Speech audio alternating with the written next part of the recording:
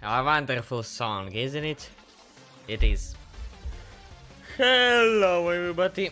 As usual, a tradition.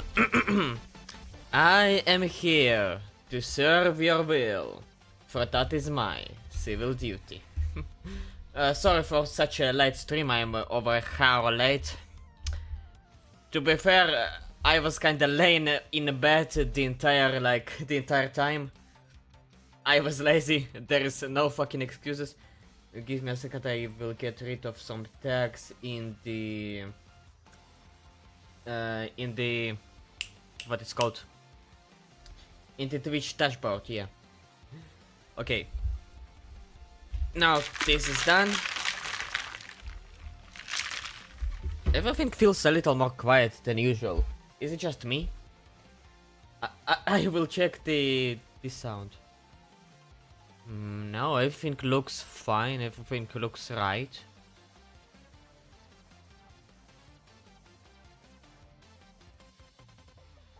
Yeah. Everything looks fine. Weird. Well, that will be the least of our problem today. Today we are doing reactions. Finally. I didn't do reactions last Friday, but I will do it today. And today we started the reaction sessions with more past the Australian Mad Lat Animal guy. Holy fuck. He made a full-length video just for the toad that broke Australia. It is, first of all, I had no idea that there are toads or frogs in Australia, first of all. Second of all, even more terrifying that the guy made a 14 minutes long video about a toad. And such a name, it terrifies. If it's broke Australia, it is a danger to the entire fucking planet. No. To the entire solar system. What the fuck is that? Okay, I want to see it. I want to see it. Australia is home to some of the deadliest animals on the planet. Holy.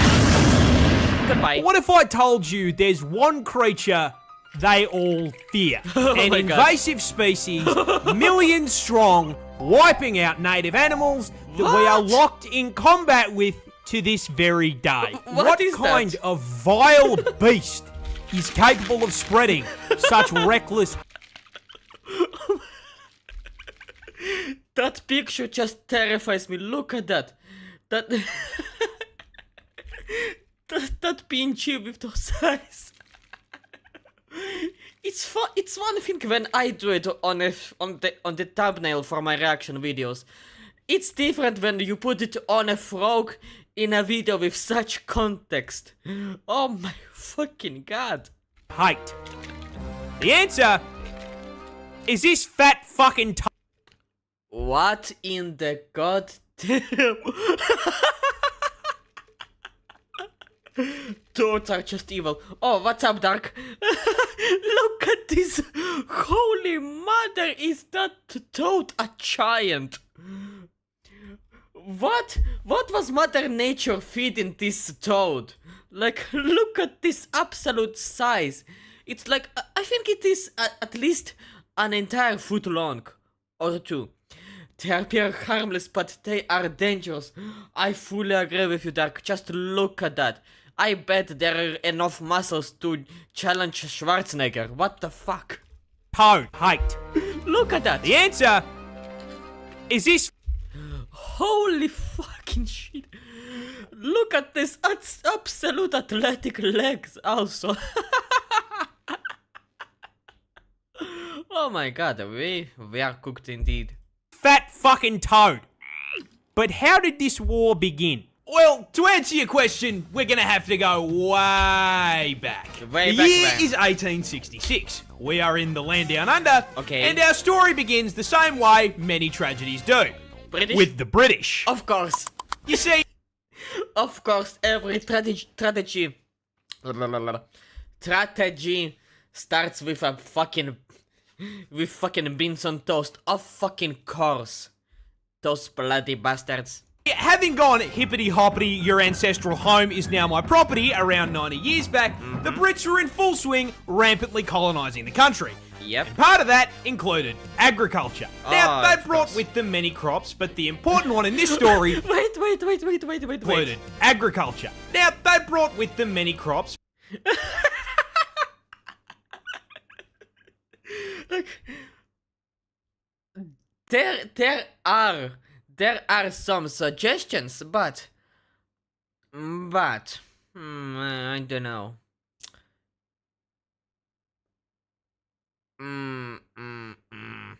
The British cost everything.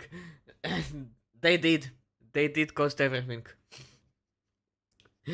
Fucking nearly all the species in the MCU speak English because the British managed to colonize even the fucking what was the name of that planet? Whatever, the one from the Guardians of Galaxy. But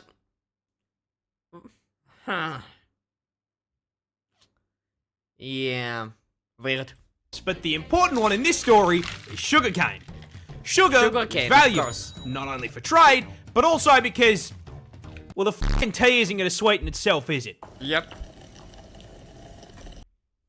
As a person who drinks tea with sugar, I do not understand the people that will drink the tea without sugar.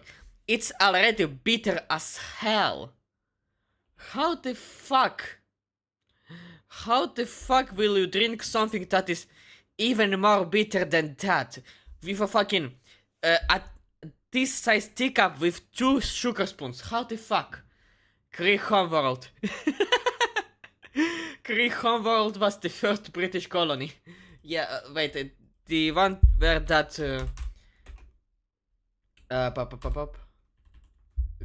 Great Homeworld is the world where that the Brad Pitt character, the fucking Star-Lord was raised in, right? I think that was the name of his.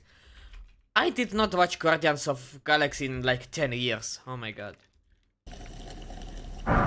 But you see, Diabetes. Yeah. sugarcane only grows in the heat, which ruled out the south of the country. It Okay. also likes humid environments, which Ooh. ruled out Western Australia, which left them with one option. And so, the cane farmers loaded up their first Stardew Valley save in Queensland in 1866. But Really? the farmers ran into an issue. You see, Queensland is home to these nifty little bugs called What? Dermalopida albahertum. Dermalepida albochyrtum.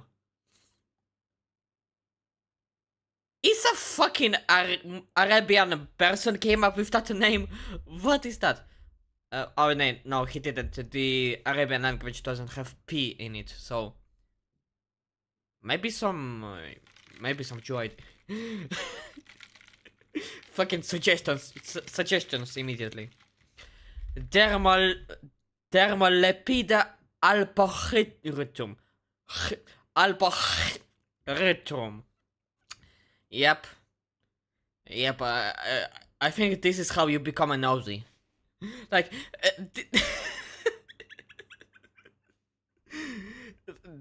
this is the Aussie equivalent of CAPTCHA.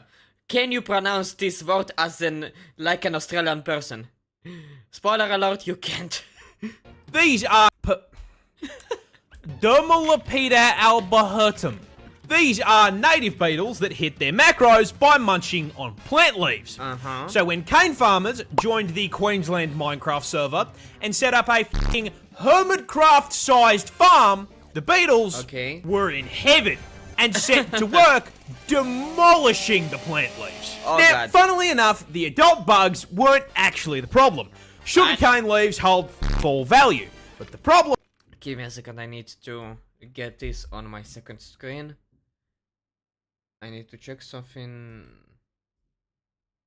Okay, never mind. Oh, wait. This a little bug. Okay, that should be fine. The problem is that with such an abundant food source, the bugs started multiplying, laying their eggs around the base of the plants. These eggs hatched into larvae. And unlike the grown-ups, these little worms don't eat the leaves. They eat the roots. And so the sugarcane starts getting absolutely fucking spit roasted. And the farmers can do nothing but watch as sugarcane yield plummets through the floor along with their profits. Fuck. This whole situation... Fucking not stonks. Not stonks. Negative stonks. Really pissed off the farmers, who banded together, I can see. Went to the Australian government, and told them to fucking fix it. Sir, a horde of creatures is destroying the cane fields. Fuck. And so the Queensland government found... Fuck me, mate. Those fucking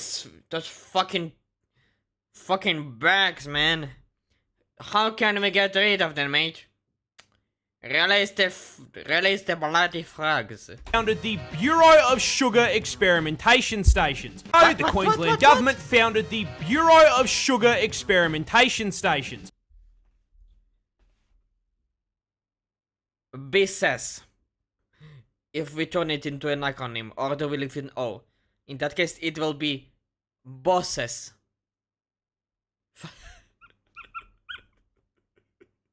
Bosses the Sugar Moses. Brilliant. Thank God it's not Bezos. Or the BSES in 1900. This team of crack scientists then immediately set out trying to solve the very same issue every single Factorio player faces. This place is covered in bugs. They are breaking my shit. How do I violently slaughter the local wildlife in order to expand capitalism and my profit margins? The BSES pondered this question for 25 fucking years. They tried spraying chemical insecticides. Didn't work. They tried injecting insecticides into the soil. Didn't work. They tried releasing the fucking cordyceps fungus. And it still didn't work. Wait. They brought the cordyceps fungus into Australia? Fucking hell, mate. Then, one day in the office, while pondering this question, someone had an idea. Oh god. Okay, we are getting outmaneuvered by the cast of Bugs Life. Someone in this office, please give me anything. What about cane toads? What? What? Cane toads. Those big fucking fat things that exist in the cane fields in Hawaii. What? I mean, it's a... In Hawaii? So you mean you brought it into Australia from Hawaii? Just a reminder, when you bring anything into Australia, it turns into fucking monstrosity. The frog, they eat bugs. We just introduce an invasive species to fix a problem caused by an invasive species? I mean, Oh, God. what could possibly go wrong? Fucking everything. Everything can go wrong with that. And so, in June of 1936, Oh, God. 2,400 brave cane divers were deployed to the fields to deal with the arthropod menace. Oh god. But there's just one small issue. And that Cane is... toads were fucking dog shit. What? Yeah, funnily enough, big, fat, slow, ground-dwelling toads were not exactly the smartest solution to deal with beetles that spend the majority of their adult life 6 meters off the fucking ground. Oh. Oh.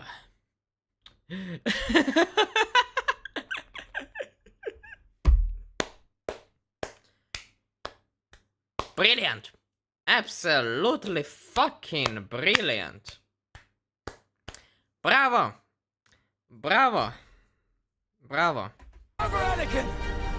I have the high ground! On top of that, Yeah. cane toads don't dig for food either, so they didn't eat the Oh. larvae. Now this all sounds like information that should have come up during the research and study phase of the plan. Yeah. This, however, implies that there was a research and study phase. There was not a research and study, right? There wasn't any. Because only those who did not look into shit will do such shit. The BSES did not conduct a single fucking study on environmental impact before releasing an army of cane toads. Are you fuck?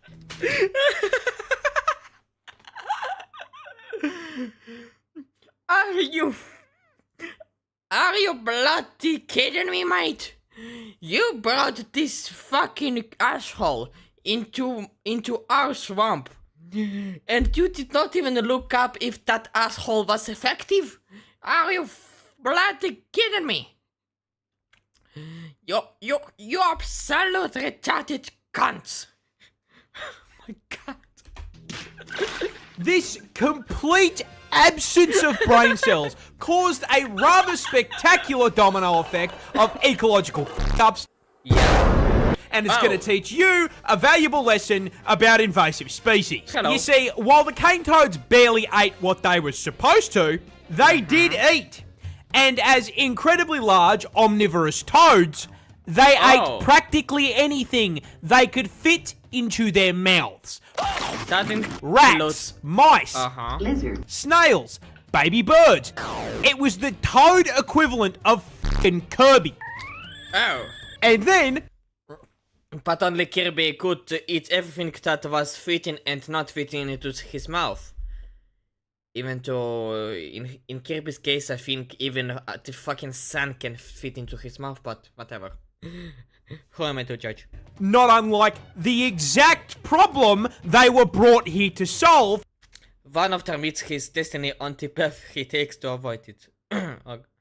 Okay. with all that food, they started reproducing. Fuck. A lot. In Fuck. fact, female cane toads can lay anywhere between 8,000 to 30,000 fucking eggs per clutch.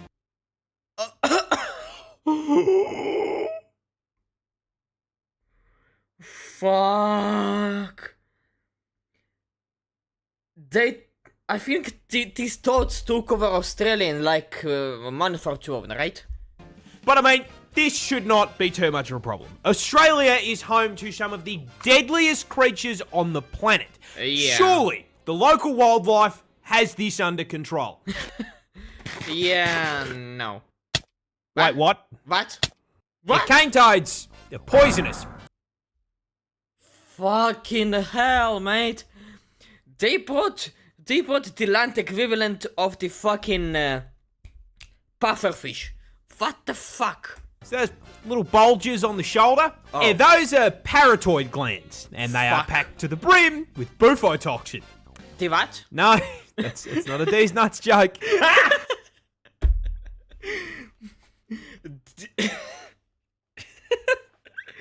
The buff toxin. No. The buff toxin. It's just grandpa buff is stacked. A bunch of grandpa buffs is stacked in there. And if you try to eat it, you will be tasting a shitload of toxic racism towards Mexicans. Bufotoxin. No, that's not a D's nuts joke. Got him! Now, whenever the adult toads are threatened, they will squirt this white, sticky fluid out of the glands. And when ingested, it does two things. One, makes you okay. trip absolute balls thanks to the hallucinogenic bufotenin.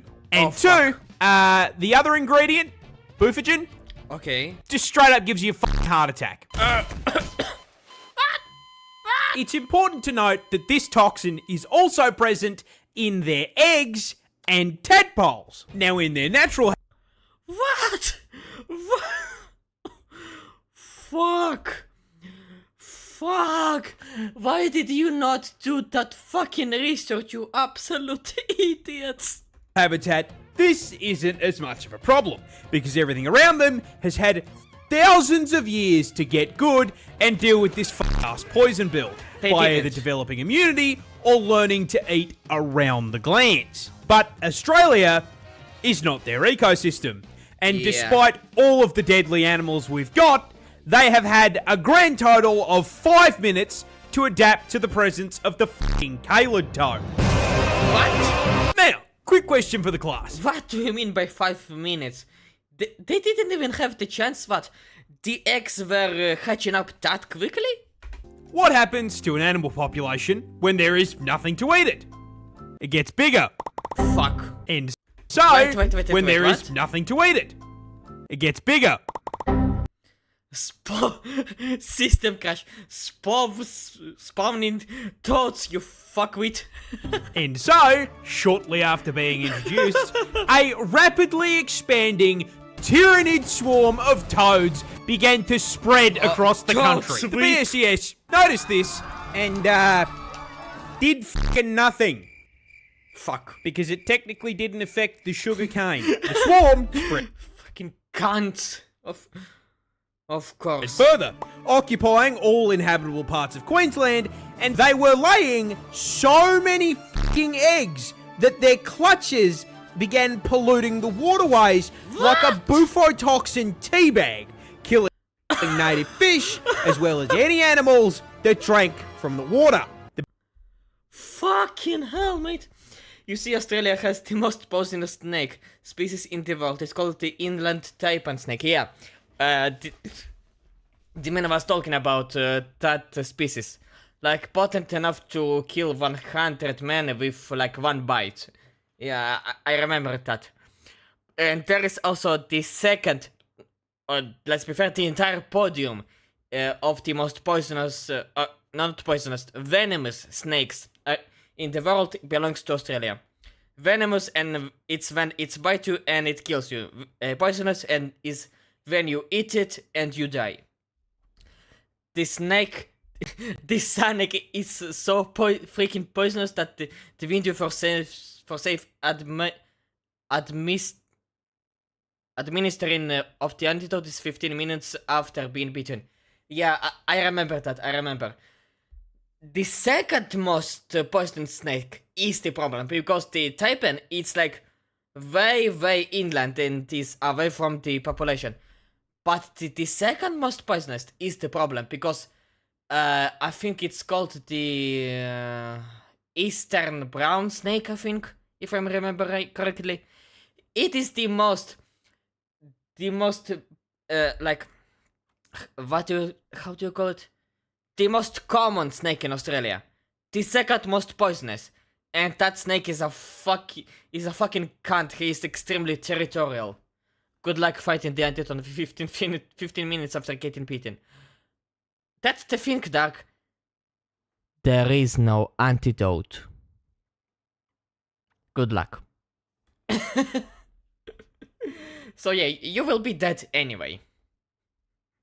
The BSES did nothing. Those But even then, if those fucking assholes cannot kill the toad, what can kill it? eggs hatched into tadpoles, which started Okay. killing more fish. Oh The god. BSES still did nothing. The swarm advanced, breaching into the Northern Territory and New Oh, no. South Wales. No. When questioned, the BSES insisted the toads were doing their jobs and everything was fine. Wait. Insisted the toads were doing their jobs and There are no toads in the Australian wilderness. There are no toads in the Australian wilderness. There are no toads in the Australian wilderness. Also, the most poisonous spider, venomous. Poisonous is when you eat it and you die. Venomous and is when it bites you and you die. Fucking differences. But anyway, the most venomous spider in the world, the Sydney funnel web spider, yeah. And some time ago, they found a super-sized version of it. The first short video of this guy, by the way. They found a super-sized version that is twice the size of it. They called it the Newcastle Big Boy. A super-sized version of the most venomous spider in the world. Big Boy. It causes an erection on those who are bitten and they orgasm before death.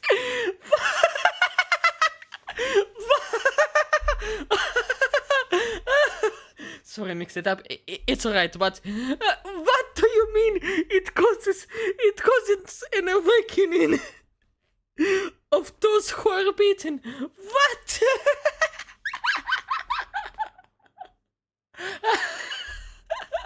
Oh my god! everything was fine.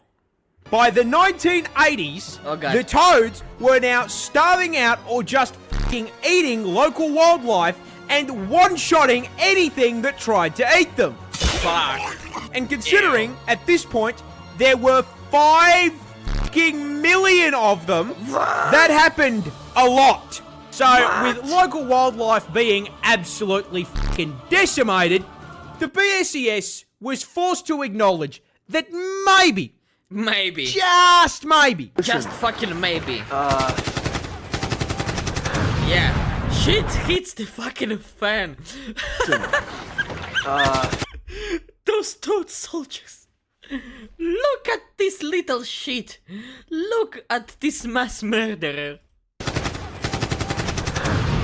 The destroyer. Fucked up. but We fucked oh up, well, yeah. everyone makes mistakes. Nothing we can do about it. No! No, you fucking major cunts. They left it for the government to clean up. Trust the government. Oh yes. When was the last time we had trusted the fucking government? Oh yeah. Look at the face of that dipshit. Yeah. Fucking brilliant. Sir, a second horde of creatures has escaped the cane field. Fuck! Yeah, they realised just how much damage was being done and in 1986 began funneling federal funds into Triple the toad budget. Oh my controlling god. the population. They tried trapping and physically removing the toads, but unless they had 5 million traps, that wasn't going to do shit. Biological warfare was proposed. Wait. Give me a second.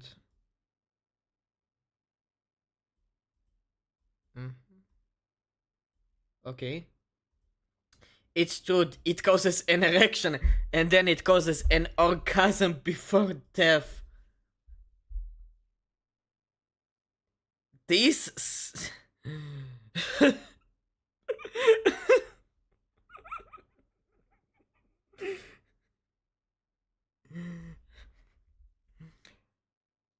You know, I think this is the reason why Shadow does not show up on streams.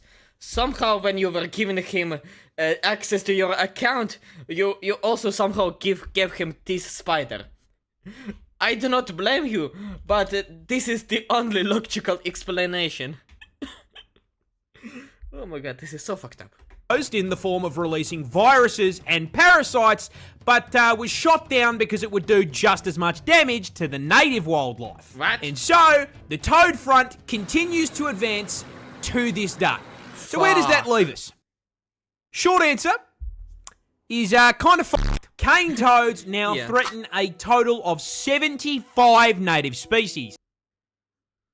Fucking hell. And they've even driven populations of animals like the northern quoll to complete extinction in parts of the country they infest. No. And with the population now sitting at 200 fucking million Excuse me. 200 million toads? 200 million? Yeah, Australia is fucked. toads, that infestation is spreading, with predictions showing they will be fucking up ecosystems in 5 states in the near future. No. And given that they have amassed a population 10 times the size of the humans in Australia, Fuck. the government has completely fucking abandoned the fight for eradication, Fuck. switching focus to harm reduction, using bait toads covered in non-lethal but unpleasant substances to try to Ew. teach local wildlife that toad bad. On top of this, What? the government has encouraged the broader public to, just fucking kill the toads.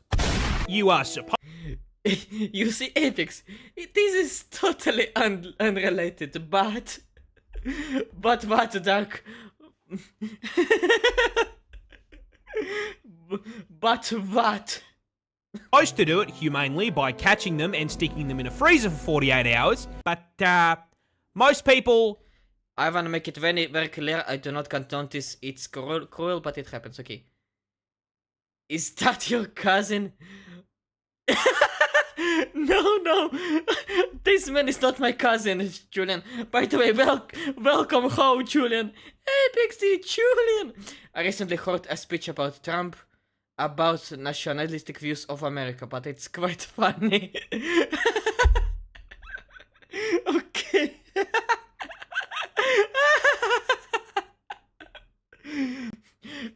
Wait, Doc. Do you wanna tell me that you implying that Uncle Sam has to deliver some democracy to Australia, especially to the toad population? When you said welcome home, you missed my shopkeeper part. Welcome home, my shopkeeper. He tries to push nationalistic agenda while being white colonists themselves. America, white colonist. Fucking the United States.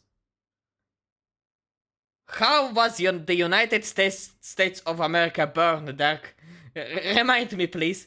How did Uncle Sam became a thing? don't want a frog taking up their food. Wait, what? You are supposed to do it humanely by catching them and sticking them in a freezer for 48 hours, but What? most people don't want a frog taking up their freezer space. So they just yeah. use a f***ing golf club or a car. Makes sense. And with this being Australia, our wildlife is also putting up a fight. Keelback Fuck. snakes, for If they want to talk about nationalism, they should talk about how they are British people being in USA. I don't want to talk about that shit, okay?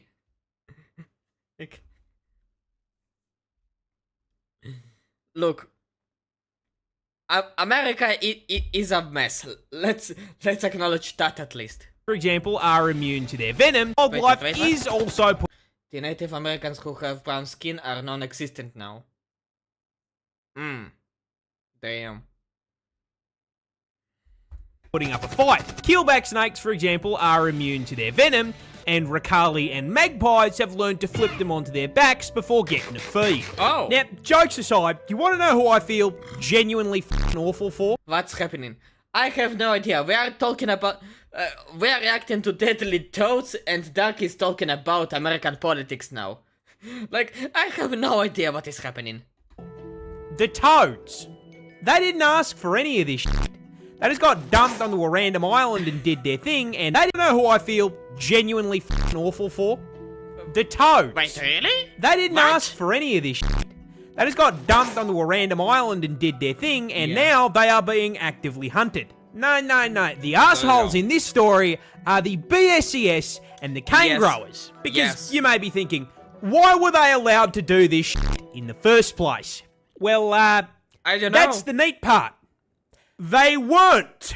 What? The federal government banned the f***ing idea when they came up for it in 1935, What? based on the advice of entomologists who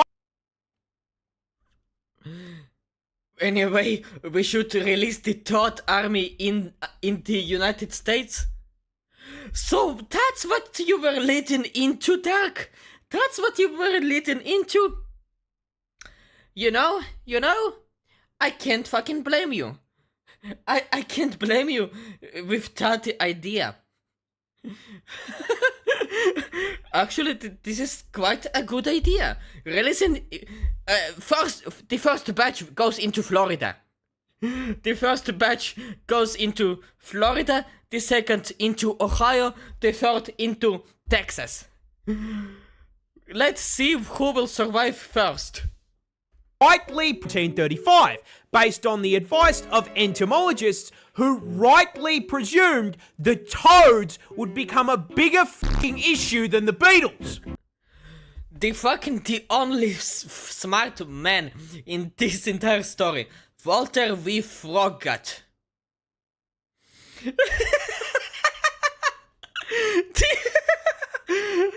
I'm sorry, but Froggut?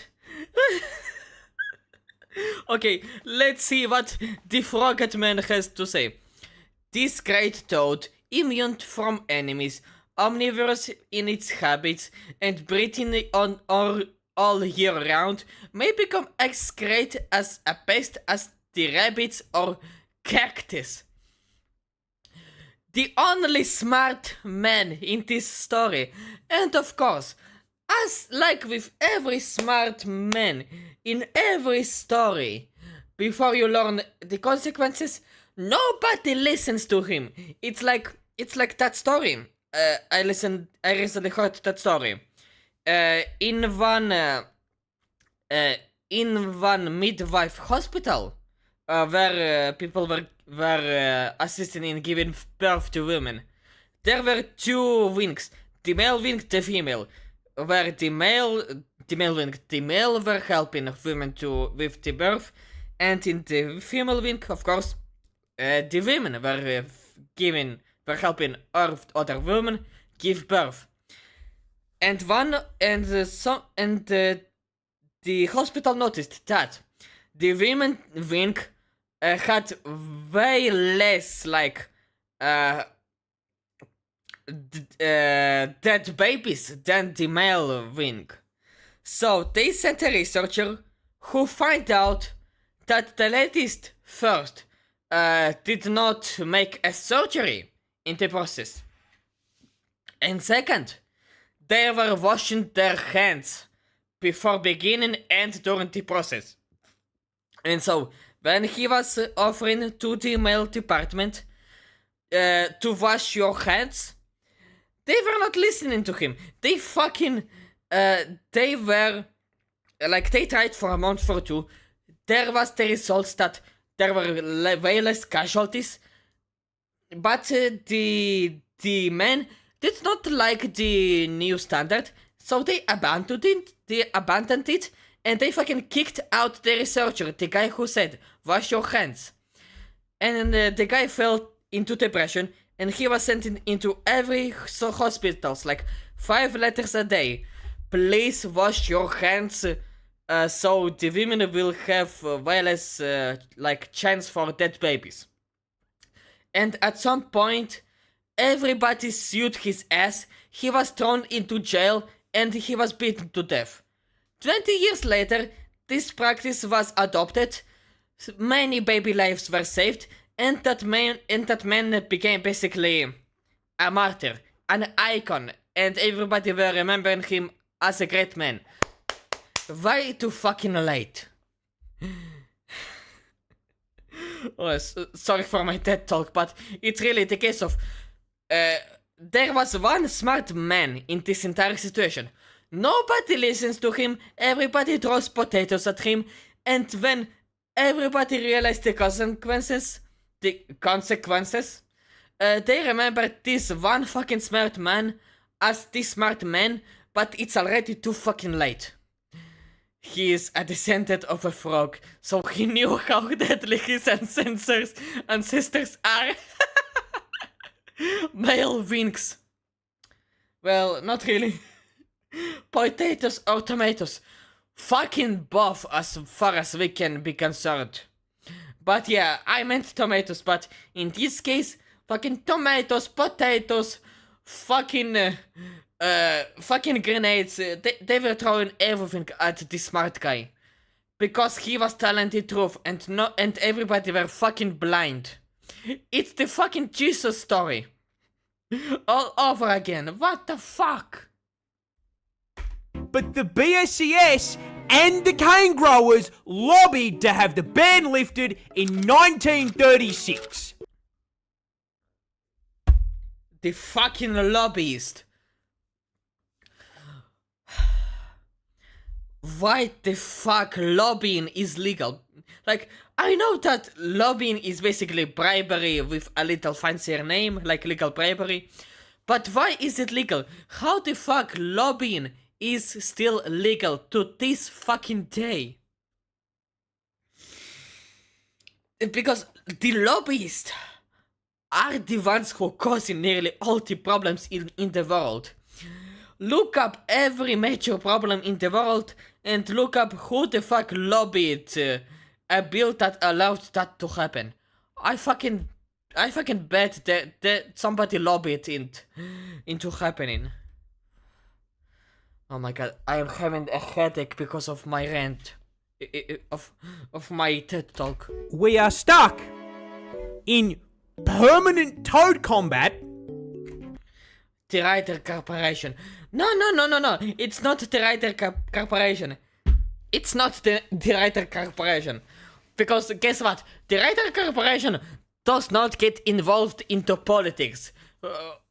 We are selling stuff.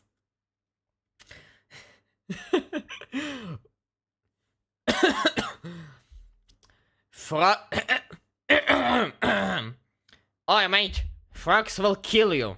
You fucking retard. What? Quote. Walter Wilson Froggett. Yep. The Ryder Corporation does not get involved into politics. It's busy saying...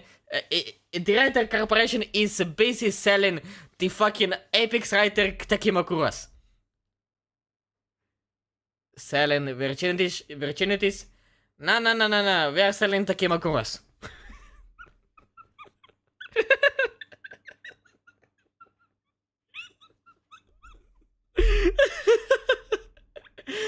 Fucking hell.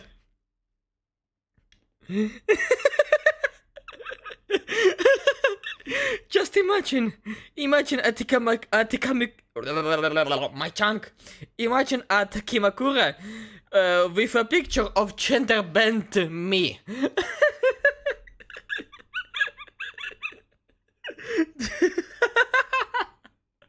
Oh my god.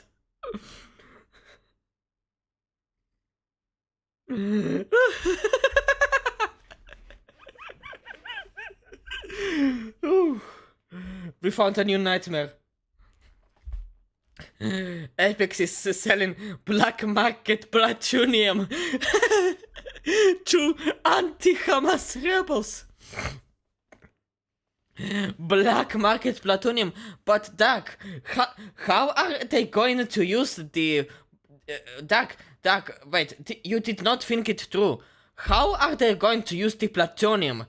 They don't have any plutonium enrichment facilities. They can't make a nuclear weapon. Like, if we are selling the the black market plutonium to anti-Hamas rebels to basically our allies. Why won't we sell them? Why won't we sell them an entire plutonium enrichment facility, and also a nuclear power plant along that? Wait. wait. You sell chairs in Bosnia. Fuck. Your dad is in the bratva.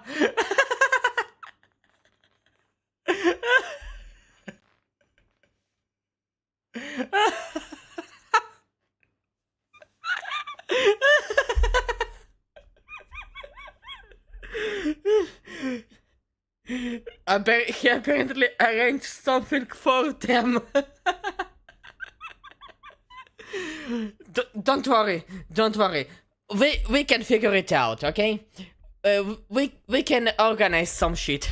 Okay, let's finish the video. Because these dickheads looked at scientific advice and went, nah. You have got to be fucked. G'day, Merry Christmas, Happy Holidays, and thank you so much for watching. This is the first crack I have taken at a long form on this channel. What's the salary?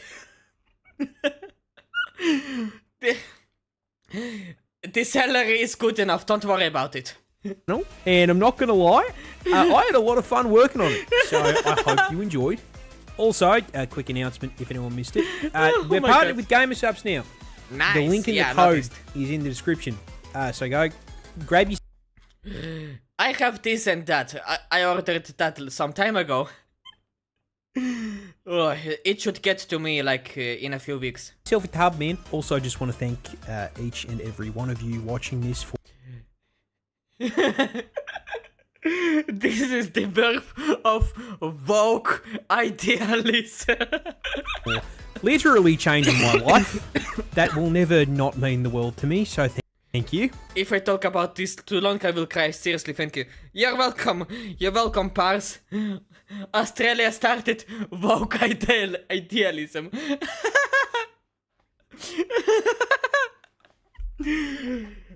Suicidal diversity, suicidal sympathy to any invasive species. From toads to Muslims to fucking retards. Australia, we started all of it.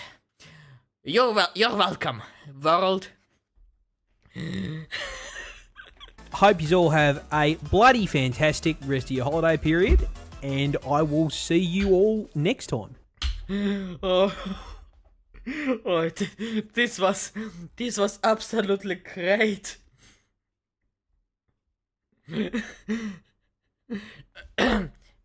Sir, another creature has invaded our farms.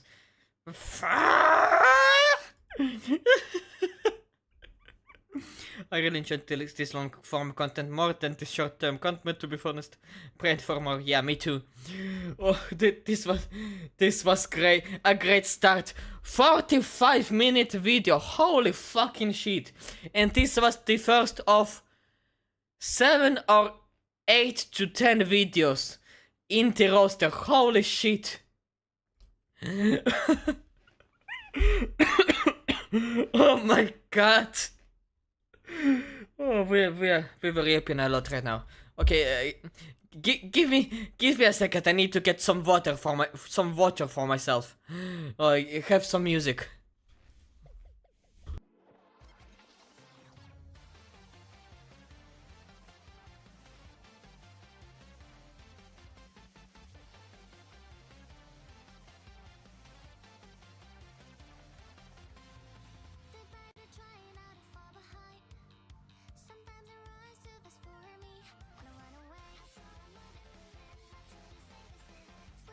Hit me out with well right. We're saying 6 to 10.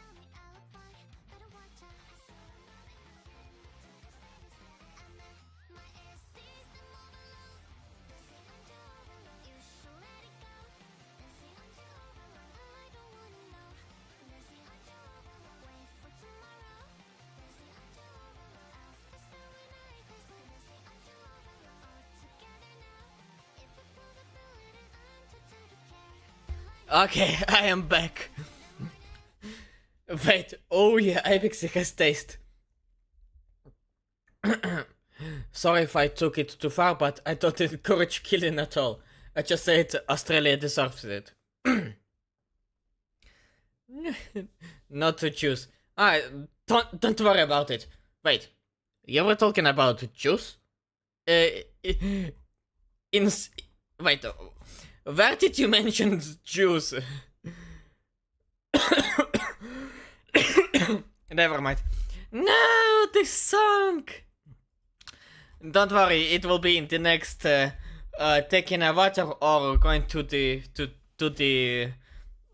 Boston and Throne session, so you will hear it maybe soon again. Okay, that was one hell of a start, but we need to continue. And now we have a Christmas special. It got blocked. Anyway, wait. What were you talking about? What was blocked? Never mind. Let's go to the next video by The Fat Electrician. It's irrelevant? Yeah, maybe. Crossing a frozen river on Christmas. How George Washington saved the American Revolution. Okay. A Christmas special. It should be very interesting. Okay, let's watch it. Ah, yes, my favorite Christmas story. This is already super promising if it is his favorite story. I'm interested. Today we're talking about George Washington crossing the Delaware. Yes, like the painting. We've all seen the painting. We've all seen the internet Nice. memes like America will cross a frozen river on Christmas to kill you in your sleep. Haha, that's funny. What's not funny is the fact that everybody knows the painting, but almost nobody knows the full story. Okay, Metaphor. to what? I get it. But that actually happened, though. And the reason that's a tragedy is because while the painting is cool, the painting doesn't convey the message that Washington didn't just cross the Delaware River while it was frozen. He crossed it on 3 separate occasions, handed out 3 separate ass whoopings, and saved the entire American Revolution. And it is probably the 10 most important days in American history. And we're going to get to all of it right after word from our sponsor. This video is brought to you by Holy Supremacy shit. World War III, a free online military strategy game where you can Oh, Fat Electrician Classic. Hi, by the way. Oh, hello there. Peyton. Yeah, I will call you Peyton. A Fat Electrician, a classic. It is a classic, sir. A very fresh classic, by the way. play against other people. Okay, let's skip the ad. 3, it's free to play. The link's down below. Let's get back to the video. Despair. Okay. Our story begins in December of 1776. George Washington is currently leading the Continental Army, and things are not going well. They have suffered loss after loss after loss at the hands of the British. They've lost New York, they've lost Long Island, they've lost Fort Washington, they've lost Fort Lee, and they are now being driven out of New Jersey. All that remains of the Continental Army at this point is about 2,400 men. They are beat up, they are freezing, they are starving, and they've lost almost all of their supplies in their previous losses, and they are now being forced to retreat. I was just scrolling looking for new streamers to watch while watching to go to work, sadly. Oh, you're going to work? Peyton Baker. Baker sounds like a British name.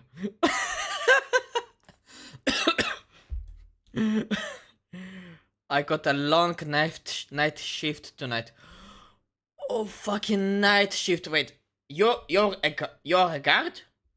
Or are you working on like this? It's American, but it might be part English. Who knows? Who knows?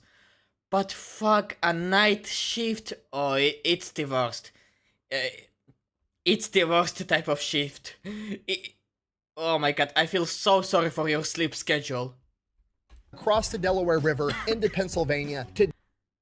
I work in a factory 7 p.m. to 7 a.m. A 12-hour work shift. And it's at night. Fucking hell, man. Oh. I work an 11-hour shift, like from 7 to 6, from 7 a.m. to 6 p.m. But fuck, it's even worse when it's from in the night. Yeah, and it's a swing shift, so every 2 weeks it's a 7 a.m. to 7 p.m.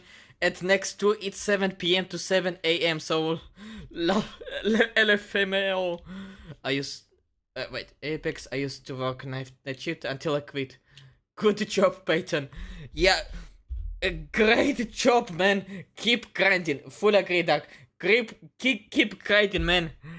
But holy fuck, the sleep schedule. And I'm only 20, so I'm doing good.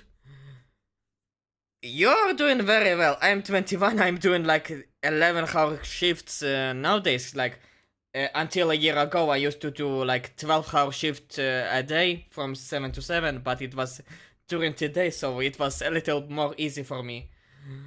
But my god, you don't lose hope. Don't lose hope. Yeah, don't lose hope, man. Oh, you can find a better place for job. Aren't you 19? I am 21. I am 21, Julian. Desperately try to stop the British from taking Philadelphia. Grind and get out of that job someday. Yeah, that's right. You deserve a better place to work at. It gets better the more you try. Yep. And if that wasn't bad enough, the army is about to not exist But keep trying. because on December 30th, Okay, back to they've the lost video. almost all of their supplies in their I work for a French-owned company and it has factories worldwide. French-owned company. Wanna guess? Renault, Citroën, Peugeot. Fucking, I don't know. What else is there? Not an automaker, but I don't know. Tires. Michelin. Michelin. What? Why the fuck is there never mind. Yeah. Michelin. All right. Now that I think about it, in the position where you work, is there an opportunity for promotion?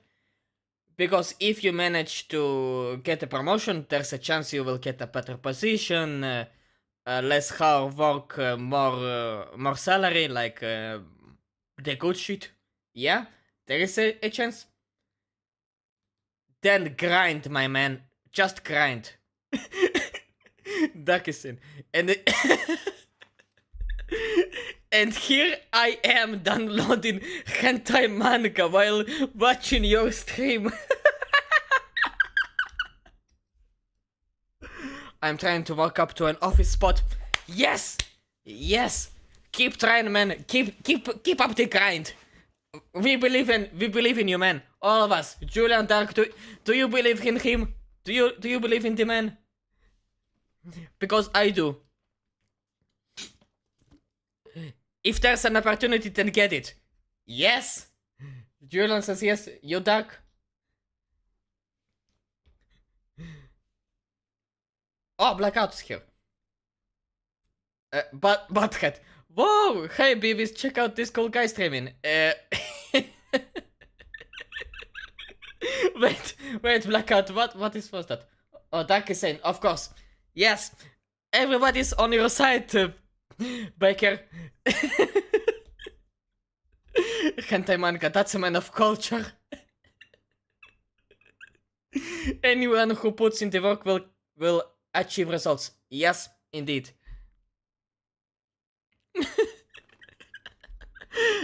I was like, is that a bot? Wait, you don't know Beavis and Butthead? Wait, Beavis and Butthead. I think I remember. Fuck. Wait. No. I never watched that show. Sorry. I never watched that one. I did watch the show where there's I think the guy's name was CJ and he had a snake friend and they were doing poop jokes. I think that was I think it was CJ and Craig, right?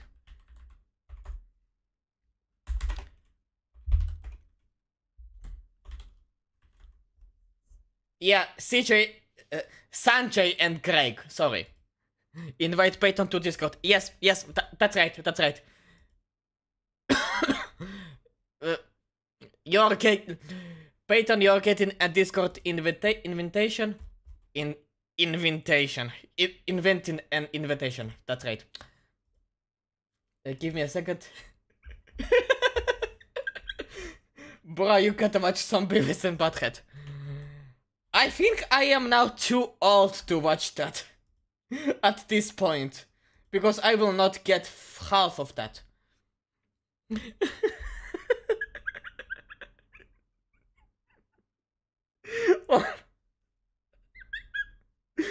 This stream... An animated sitcom. No, I know. I used to watch animated sitcoms. Fuck, what was the name of that show, of that 3D show? Yeah. I remember watching this fucking retardation on a daily basis. Nowadays, every time I remember this, I have fucking PTSD. If any of you watched it, you get what I mean. Oh great, not that show. I watched that too. Nah. Age rating, I'd give it 17 plus 17. Get it tough. Get it off my screen here. Fuck, every time I remember it, I'm getting PTSD. How the fuck I was watching that show every day on a daily basis in my grandparents' house. Just how? How that was happening? I don't get it. Oh, by the way, Peyton, thank you for the follow on Twitch, Peyton.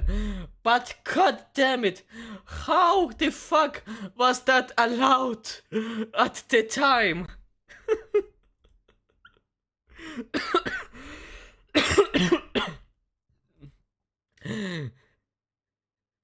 Fanboy and Chum Chum, aka the world scissors of SpongeBob pop out of the sea.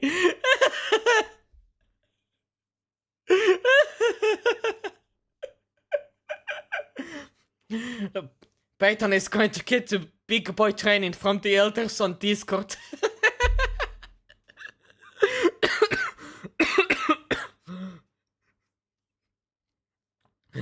Oh my god.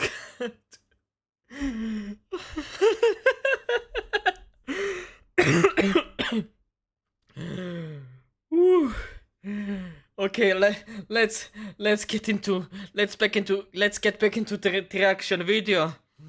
My god, entire 10 minutes just shit posting right here.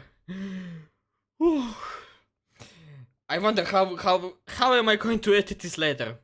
Maybe I won't. I don't know. Their previous losses, and they are now being forced to retreat. I sound wrong. It sounds wrong, but it is also fucking right.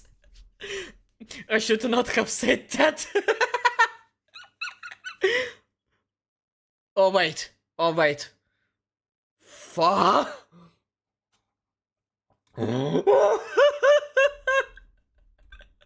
Across the Delaware River into Pennsylvania to desperately try to stop the British from taking Philadelphia. God. And if that wasn't bad enough, the army... Oh god. Give me a minute.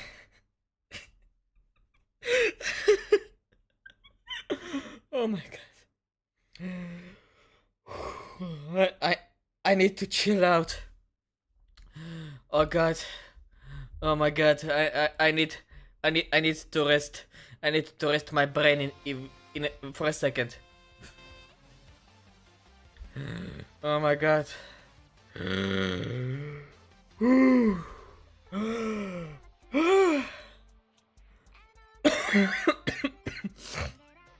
Oh god.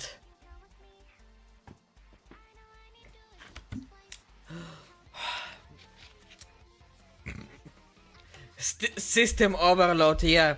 An absolute system overload. Holy shit. I'm going to miss this when I move to Japan. Ah wait, you mean you're going to miss the shitpost in time? Wait, what do you mean by that? Wait, Stark, what do you mean by that?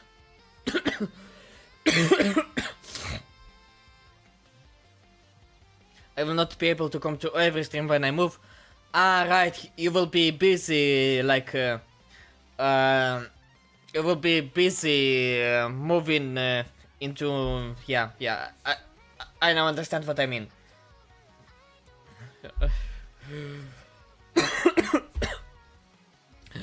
Okay. I am more chill now. Let's get back into the video. Let's roll back a few seconds. Being driven out of New Jersey. All that remains of the Continental Army at this point is about 2,400 men. They are beat up, they are freezing, they are starving, and they've lost almost all of their supplies in their previous loss. Not just that. They are now being forced Not just what, Dark?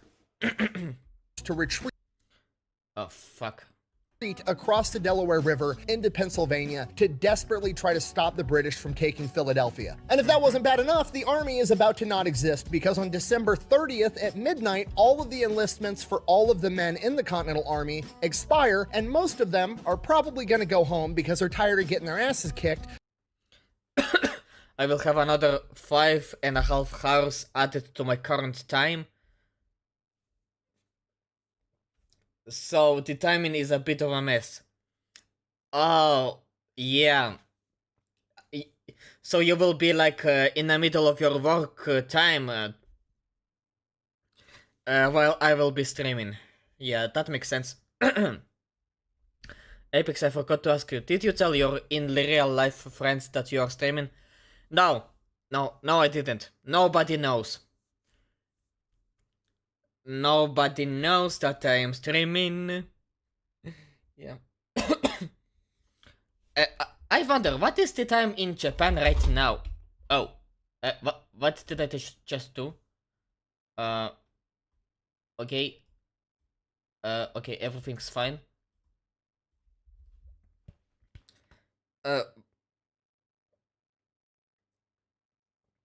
What is like the time in Japan right now?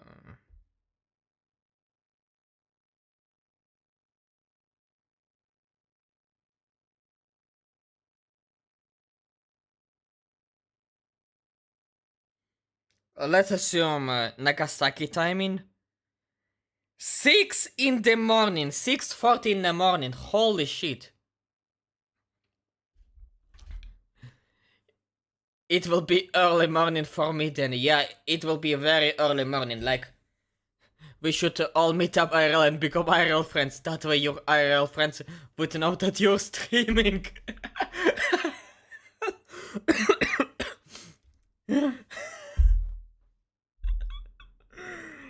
Oh my god. That is an interesting idea. Okay, we will take that into consideration. Ooh. So in that case, when I will start streaming, usually I stream like I'm starting to stream in like 8 to 9 p.m. So for you, in that case, it will be like, for you it will be fucking 3 in the morning, 3 or 4 in the morning. Holy fucking shit. Epic fan meeting, yeah. Okay, back to the video. We got sidetracked again. Fuck. Which means the American Revolution is going to dissolve and it's game over. We remain British forever. Well, that sounds terrible. It is terrible. And the British realize this, so they decide they're not going to attack Philadelphia. They decide it's the fourth quarter, they're up by 100 points. They're just going to take a knee, let the clock run out, and win the game. There's no reason for them to march south, have one last fight with Washington, and take Philadelphia because the American Revolution is dying just fine on its own. So the top British generals, General Howe and General Cornwallis, order their men to go into winter quarters. General Cornwallis Cornwallis makes plans to go back home to Britain to spend winter with his wife, and General Howe is going to go up to New England and spend winter with his mistress. Okay, the British, obviously the bad guys in this story, but you got to give it to them. That's a brilliant plan, right? We are the definition of sidetracked. Yeah, we are. We fucking are. You get to go home, be warm, get a piece of ass, and still win? I'll make that deal. What their plan did not account for was that a 6'2" giant by the name of George Washington was about to make the decision that he was Wait, George Washington was 6'2"? He was like, it is like $1.90 m. Holy fucking shit! We don't get sidetracked. We get back to the main point for the break.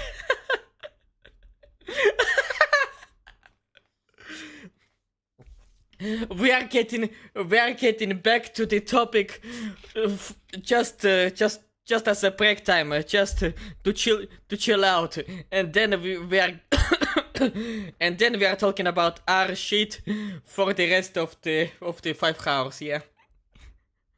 Okay, back to the video. going to be the main character of the and still win? I'll make that deal. What their plan did not account for was that a 6'2" giant by the name of George Washington was about to make the decision that he was going to be the main character. Ah wait, 6'2" is like right into $1.90 m, right? It's like $1.91 m, $1.92 m, I think. Let's see. How do you spell that? 6'2" in centimeters. Oh, sorry, my bad. Wait, can't you just make?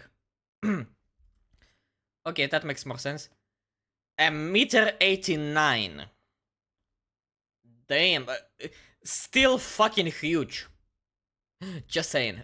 Of the American Revolution. He was about to have his Rocky moment where he decides nothing's over till it's over. But the clock is ticking. Right now it's about December 8th, and he's got till December 31st at midnight to figure out a way to get all of his men to not abandon their enlistments, to remain in the army, build an army over the course of the next winter, and then take the fight back to the British. And to make things 10 times worse, pretty much everybody has given up on him. Continental Congress is pissed off at his string of losses. Oh, all of fuck. the other top generals in the Continental Army are secretly going behind his back, telling Congress that they should be his replacement, and they're talking about fuck. firing George Washington. They've basically already decided they're going to let the British plan work. They're going to let the clock run out. They're going to let the American military dissolve, and then they're going to hope in the spring everybody will have forgotten that they've just had their ass beat for the last 6 months straight, and they'll be able to raise a new army, put somebody else in charge of it, and they're going to go fight the British.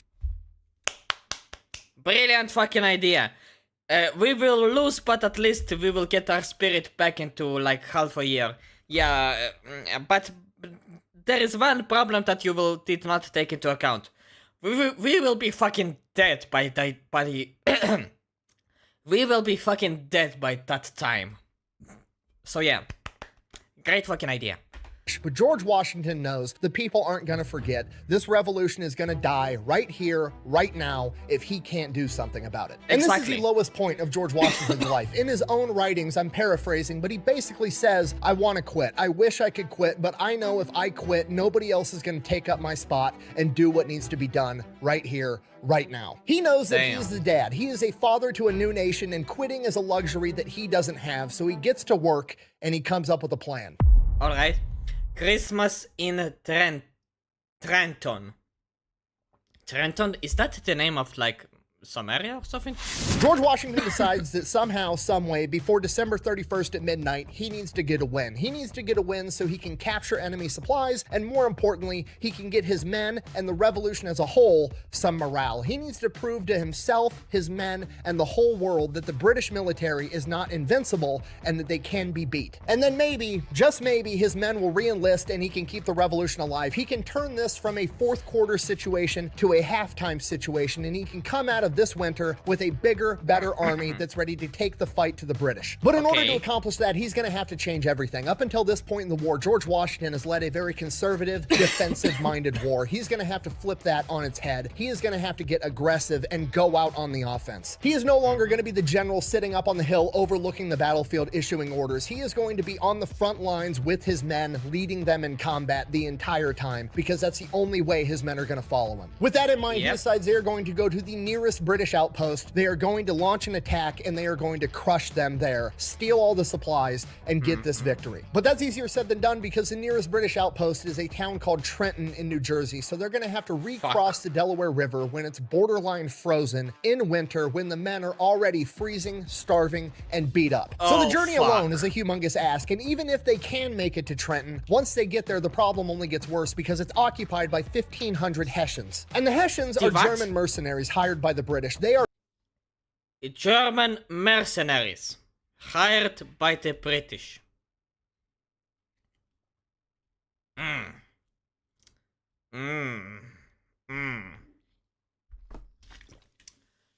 I just wonder, when those, like, it's obvious that they lost the battle, like, the British and the German mercenaries.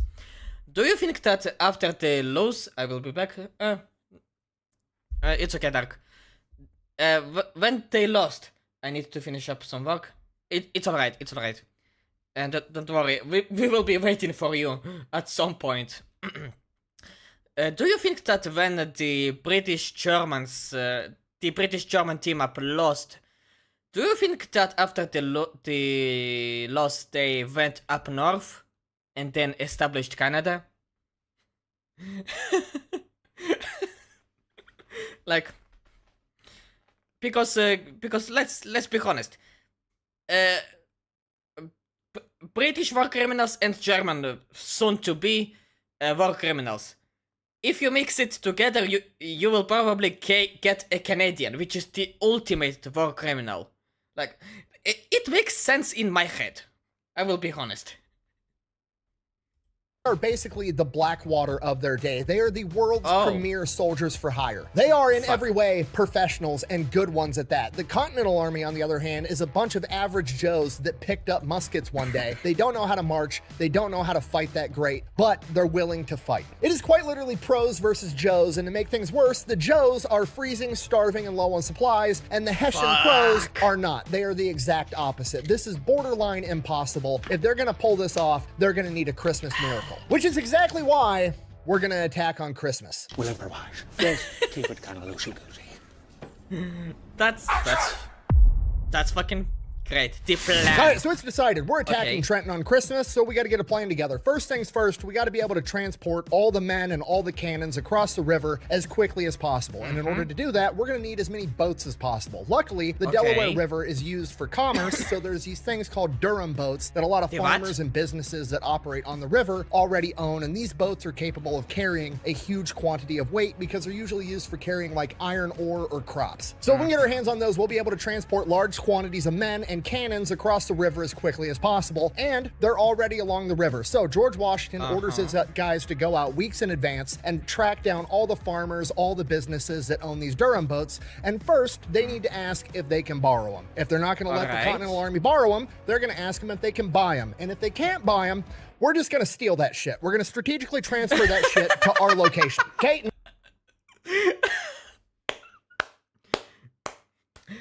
Of course.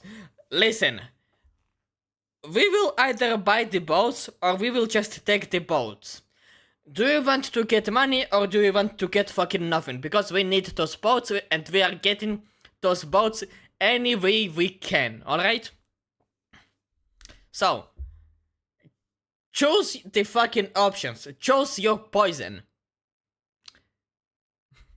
Not really that great. It's not good for, you know, the whole hearts and minds, and we want everybody on our side to think we're the good guys thing, but our back is up against the wall. It has to be done. We need these boats. If we can't buy them and we can't borrow them, we're gonna fucking steal them. So the men go out, they acquire the boats. Okay, now for the actual plan, how we're gonna conduct this battle. We are gonna go there. We are gonna leave at night. We are gonna cross the frozen Delaware River with giant chunks of ice floating down it in these Durham boats in the dark, and then we're gonna march 9 miles to Trenton and hopefully get there before the sun is up, and we can still attack him at night. And because it's Christmas, hopefully all the Hessians have been partying and drinking, and we can catch them when they're drunk, off guard, and just slaughter everybody. That's the plan. Okay, this is Great not going to idea. be conventional warfare. We're not going to march to Trenton, then form up in ranks on the outskirts of town in a field and wait for the Hessians to come out and form up their ranks and fight like they do, where we all just stand in the field and take shots at each other. No, we are going to rush into the town with our 6-foot-tall Kentucky rifles and start doing CQB guerrilla warfare tactics. That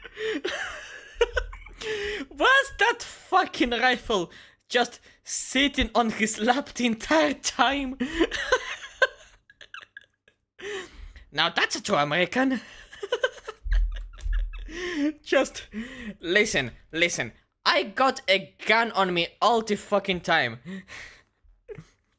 And if I don't have it in my hand, guess what? I have it in my pants, and you're getting fucked either way. So guess what? You're either getting a bullet into your head, or a fucking a very burning sensation in your face. Choose your death method.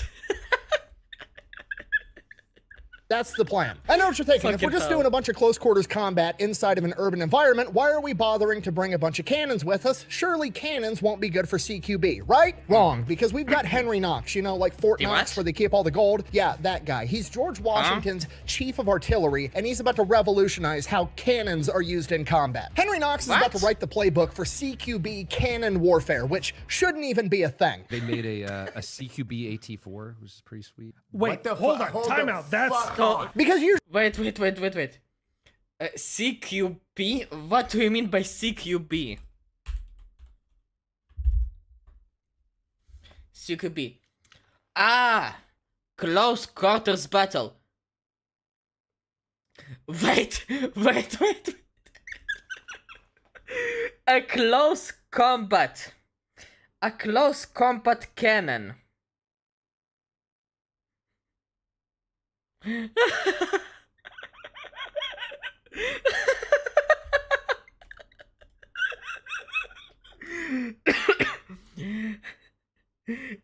It's like in that Russian Butcher video, Modern Warfare 2 video that he made, when he was using a fucking javelin on shipment, or fucking artillery cannons, fucking the AC-130 on the shipment map, the fucking cargo ship. It should not work, but it does work somehow. And it is even more deadly than it should be on both sides. Fucking brilliant. Usually cannons are just, you know, you put them up on the hill, they shoot at the enemy from far away. That's how they're used. That's what artillery is at this point in time. Henry Knox, however, isn't going to have his one big artillery battery up on the hill. He's going to take his men that man the cannon, he's going to take them and the cannon, and he's going to attach them to different infantry units, and they are going to roll into town with the infantry, and every time they hit a major crossroads or a choke point, the cannon is going to set up there, and they're going to hold that crossroads and that choke point with the cannon, and they're going to be using canister shot, which is basically a burlap sack full of a bunch of tiny cannonballs, essentially turning it into a giant fucking shotgun. I was about to say that. A super-sized shotgun. Tell me something that is way more terrifying than that. And we all know shotguns are the best for CQB. Pistols put holes in people. Rifles put holes through people. Shotguns at the right range with the right load will physically remove a chunk of shit off your opponent and throw that shit on the floor. So Okay. Now this being more the ranch makes a lot of sense to me. Physically remove a chunk of shit off your opponent and throw that shit on the floor. So Henry Knox and his artillery boys are going to be going in attached to the main assault element that is led by George Washington himself. There's also going to be 2 other elements of this attack. And the second element is absolutely critical for mission success because there's a Delaware River going down, Trenton is right here, and then there's a little creek that peels off the Delaware River called the Assunpink Creek. Come again. And to answer your Okay. question, yes, it is taking an enormous amount of self-control not to make a joke about the name of this creek. Yeah. A little creek Right, that right. peels off the Delaware River called the Assunpink Creek.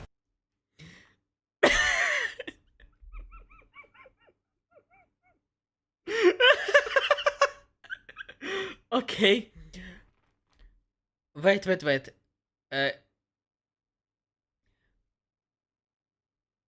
Assume pink. Come again. And to answer your question, yes, it is taking an enormous amount of self-control not to make a joke about the name of this creek. Anyways, moving on. In order for this mission to succeed, they need to take control of this bridge immediately and cut it off, because if the Hessians are able to get all their men and get them across the bridge, they'll be able to form up, and then there's one giant choke point, and then it's just going to be a slugfest, and the Americans are probably not going to win, because they're going to have to run across a bridge to get to the Hessians, or the Hessians are just going to retreat, go to the nearest town, and come back with a ton of reinforcements. And the problem George Washington faces with this is there's not a lot of people capable of leading this force that he also actually trusts, because the vast majority of high-ranking officers in the Continental Army at this point in time are politically hostile to George Washington, and they're running off to Congress trying to steal his job. Really, the only big names that are super loyal to George Washington himself are Henry Knox, who has to be with George Washington, and Nathaniel Greene, the fighting Quaker, aka his right-hand guy, and he also needs him with the main assault force. So he needs somebody that he can trust that's going to lead these men in combat. So he turns to John Sullivan. Now, John Sullivan and George Washington definitely have their differences. They don't necessarily like each other. They get on each other's nerves. But Sullivan isn't a politicking general. He's not going behind George Washington's back trying to steal his job. His and George Washington's disagreements fall over how to win the battle, not necessarily who should be leading. This guy is a straight up hardcore soldier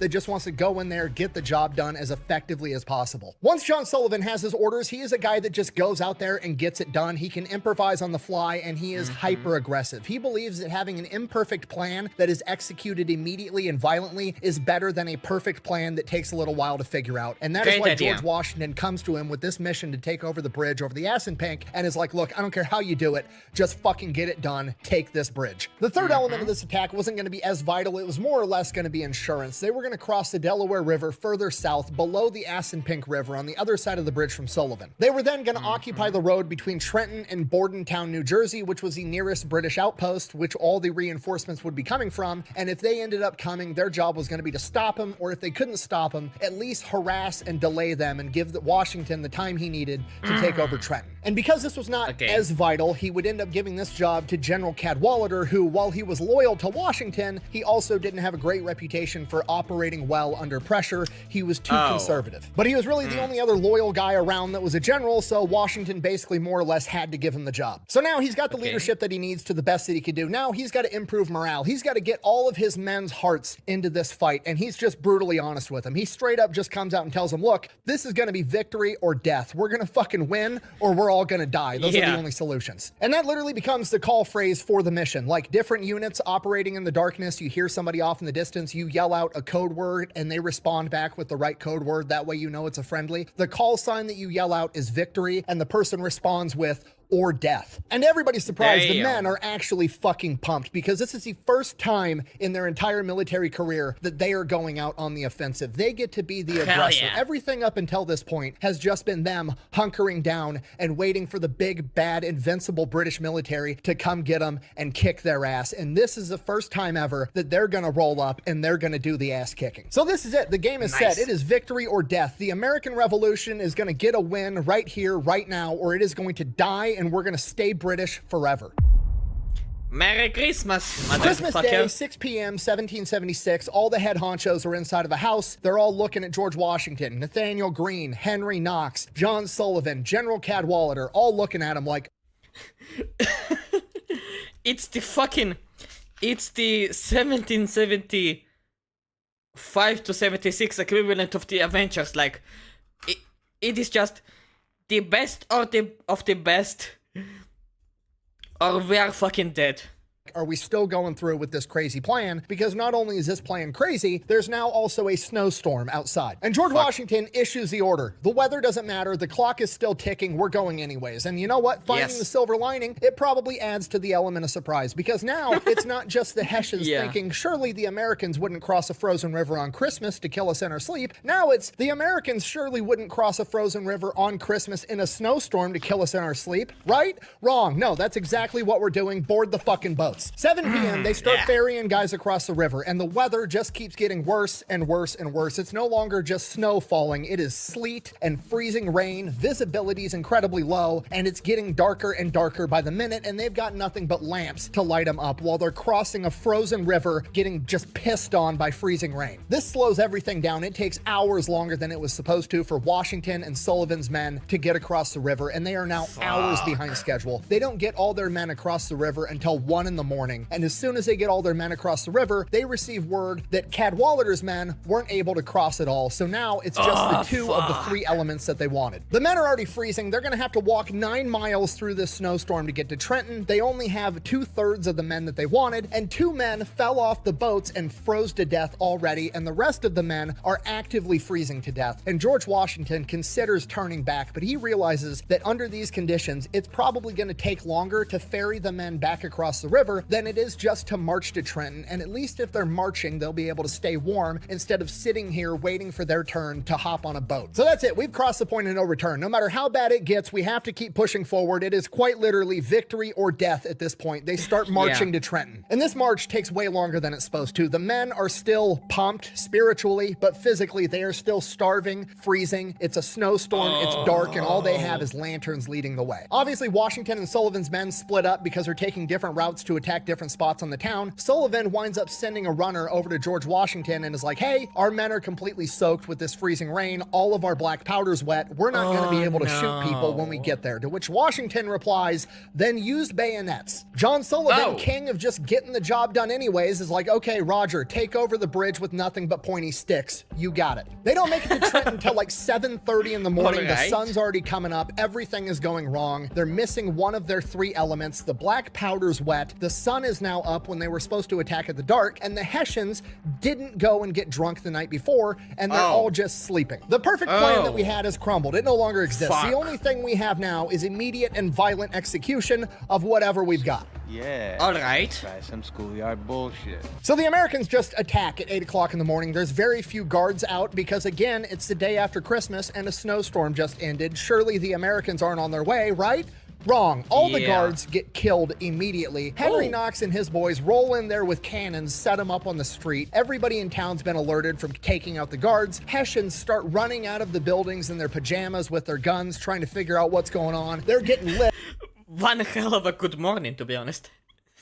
up by canister shot from Henry Knox's artillery. So it's already chaos for the Hessians, and then the American infantry starts doing what the American infantry does, and they start deliberately targeting the officers so they can't give any of the men any orders. So it's just mass chaos for the Hessians absolutely everywhere. And then to make things even worse for the Hessians, some of the American civilians inside the town of Trenton start helping in the battle. One soldier had an account that he witnessed a woman from a 2nd-story window shoot and kill a Hessian captain. What a lady. Holy shit. Which is just poetry, because American men don't engage in gentlemanly warfare, and American women definitely don't. Some of the Hessian troops wind up retreating across the bridge before Sullivan can take it, but ultimately he does wind up taking control of this bridge at about 8:30. So we are 30 minutes into this battle. America's already taken the bridge. They're kicking ass, and Colonel Rahl, the Hessian commander, is just now getting out of his quarters. They went and woke him up the second the attack started, but you know, he had to go and get his uniform on and get his powdered wig because he's got to go win in style. So he comes out, and it's just complete chaos. Men are scattered everywhere. All of his officers are fucking dead. He hops on his horse and starts rallying his men to this apple orchard right outside of town. So Colonel Rahl's out there on horseback yelling orders. He's getting all of his men to this apple orchard, gets most of them there, starts getting them formed up, and then some random American, some fucking farm kid with a Kentucky rifle notices, oh look, a guy on horseback with a bunch of fancy shit on his outfit and a powdered wig. Shoot that guy.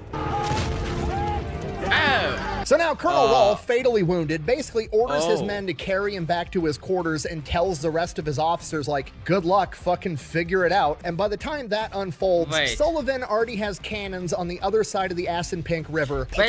Farm kid with a Kentucky rifle notices, oh look, a guy on horseback with some fucking orchard right outside of town. So Colonel Rahl's out there on horseback yelling, men are scattered everywhere. All of his officers are fucking dead. He hops on his horse and starts rallying his men to this apple orchard orchard right outside of town. So Colonel Rahl's out there on horseback yelling orders. He's getting all of his men to this apple orchard, gets most of them there, starts getting them formed up, and then some random American, some fucking farm kid with a Kentucky rifle notices, oh look, a guy on horseback.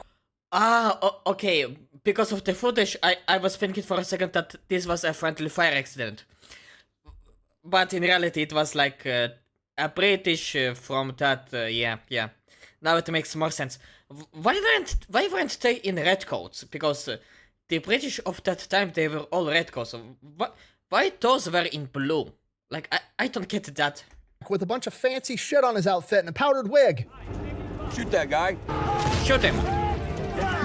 So now Colonel Rahl, fatally wounded, basically orders his men to carry him back to his quarters and tells the rest of his officers, like, good luck, fucking figure it out. And by the time that unfolds, Sullivan already has cannons on the other side of the Assunpink River pointed at them on the apple orchard. Henry Knox has all the cannons moved around them on the other side, and it's just all the Hessians standing in the middle surrounded by cannons and Americans, and they're forced to surrender. When it was all said and done, 22 Hessians had been killed, 83 had been wounded, and they captured 900. The rest of them managed to escape. 900 captured. Holy fuck. Question. Were they kept alive, or was the POW concept, did the POW concept exist at the time, or did it not exist? Just asking if they kept them alive or not. Hey yo, I am back. Welcome back, Dark.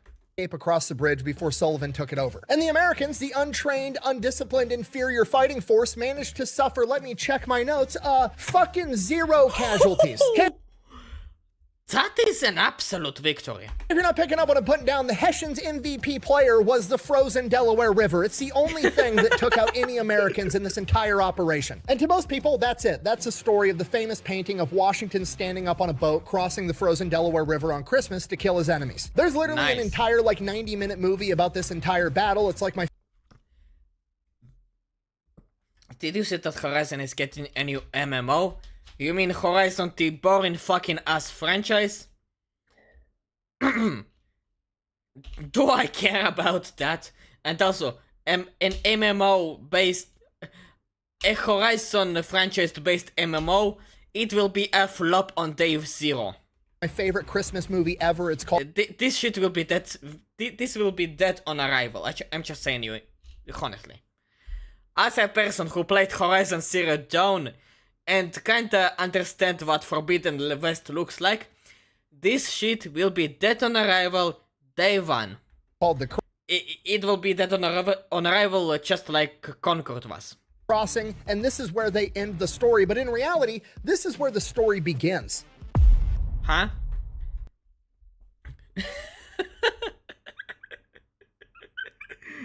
Apex is the biggest MMORPG fan.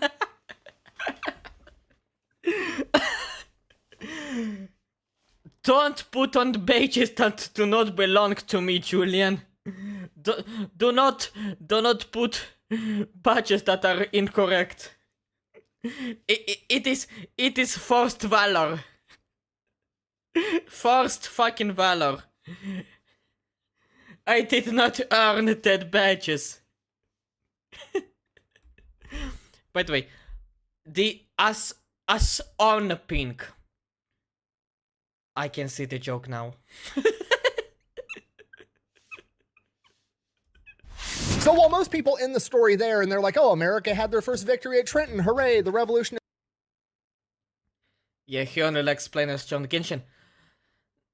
No, not at all.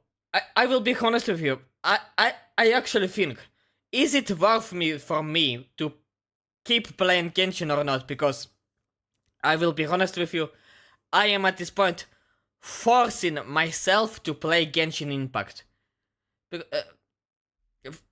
Just to make a fucking video. I think I have enough understanding of the game to make a video to explain that Genshin is absolute dog shit. Like, I don't even have to finish Liyue. I already understand that Genshin is shit. I would watch it. NCSoft is doing the MMO. I do not know who are these people. Let's see, what NCSoft made so far. Was that a fucking Arabic?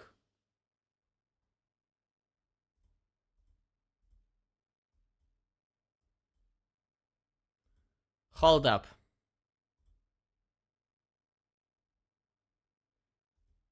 Okay, let's see. Let's see what games they made.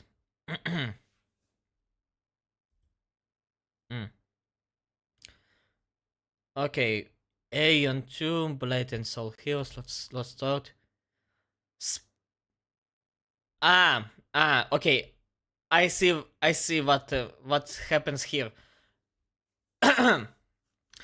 They did not make those games. They just ported those games to PC. There's a difference.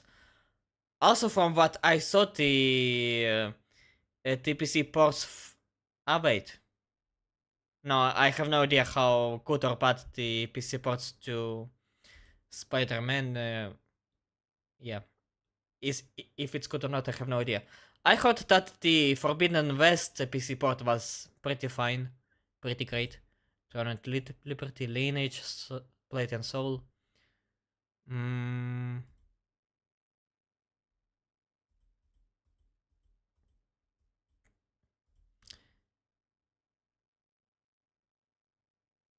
Yeah, those people just ported games to PC, nothing more, I think.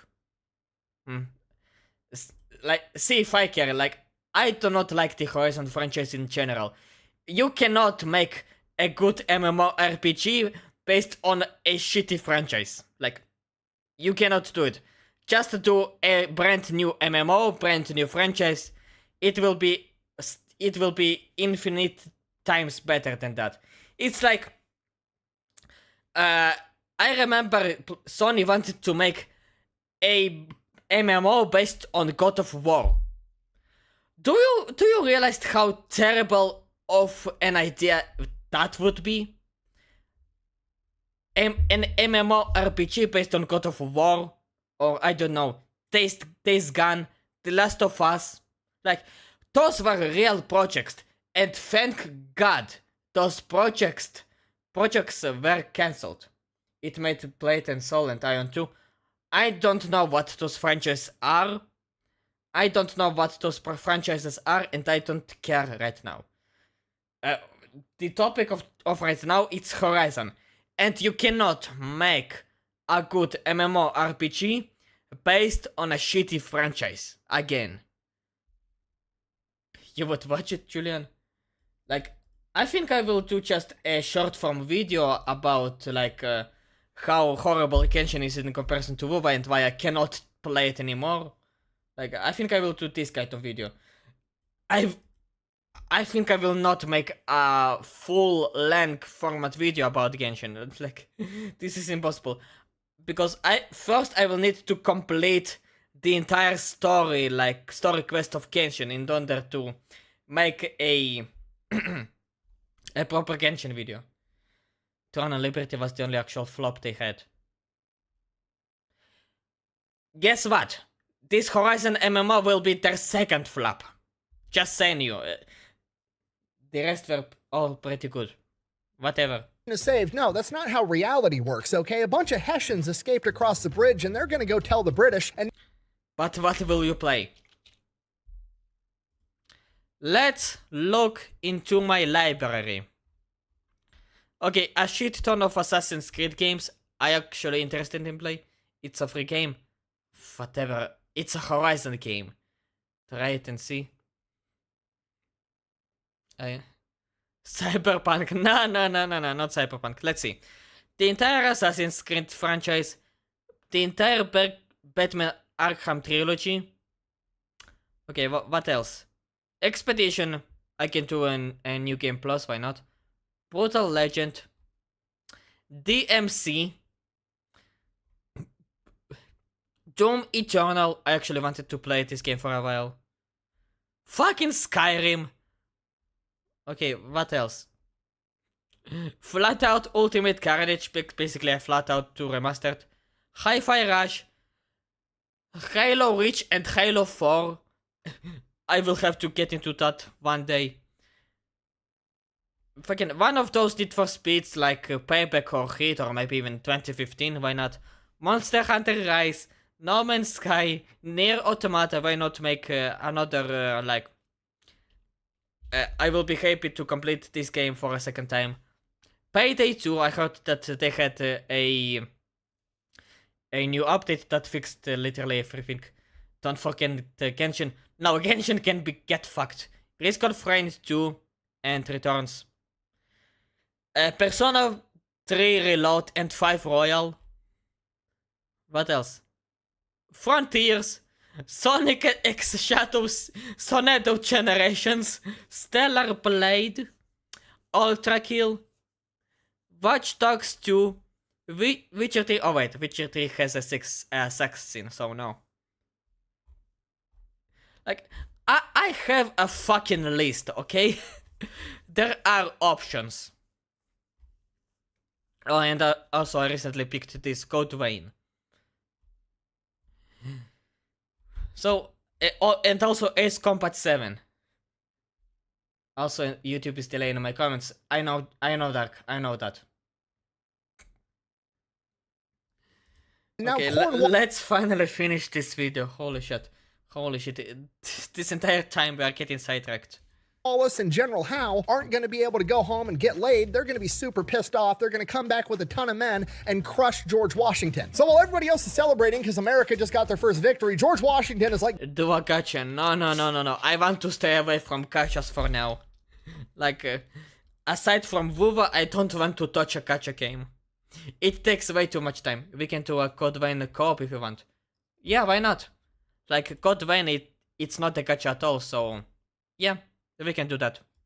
grab the supplies, pack your shit up. We're heading back across the Delaware right now. And that's exactly what happens. The men are dog-ass tired. They've been up all night. They just want to battle. But hey, George Washington says so. That's what we're going to do. They get all the supplies that they just captured. They pack all their shit up. They head back across the Delaware. At least now there's not a snowstorm going on. So they get back. Now Washington has to handle the fact that the clock is still ticking. Like the enlistments still expire on December 31st at midnight. And now it's December 27th. And now Cornwallis, who's pissed off that he didn't get to go home for Britain for the winter and bang his wife, is marching towards them with 8,000 redcoats. And he's got like approximately 2,000-ish guys, and they all get to go home in 3 days. So if Cornwallis shows up and his army just dissolves overnight, he's not going to stand there with 8,000 guys and be like, oh, I guess we can all go home now. No, he's going to continue marching down to Philadelphia and squash the entire rebellion. If Washington can't figure out how to put up a defense right here, right now, it's still game over. So Washington forms up his men and delivers a speech, and he basically lays it out how it is. He's like, look, you guys can go home if you want. I can't stop you. But if you guys stay, give me 1 more month. I will get all of you a $10 bonus from Continental Congress. I will get you paid. And if you...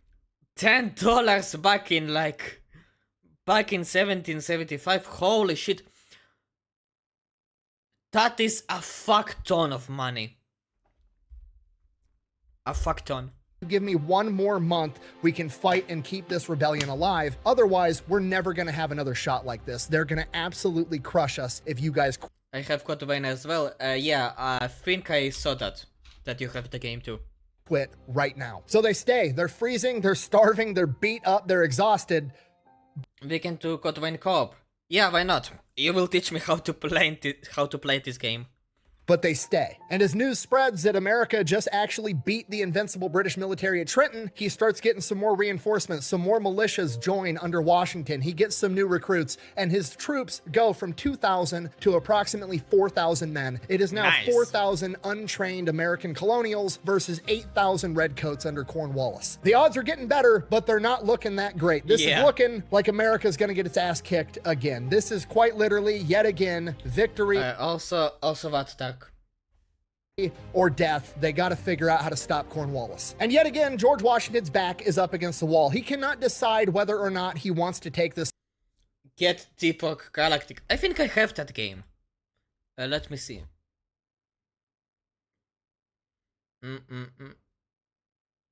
Oh wait, I don't? Fuck. We can just keep playing infinitely. Holy shit. Okay, I will get it. Give me a week or something. Wait, how much does Teapot Galactic cost? 33?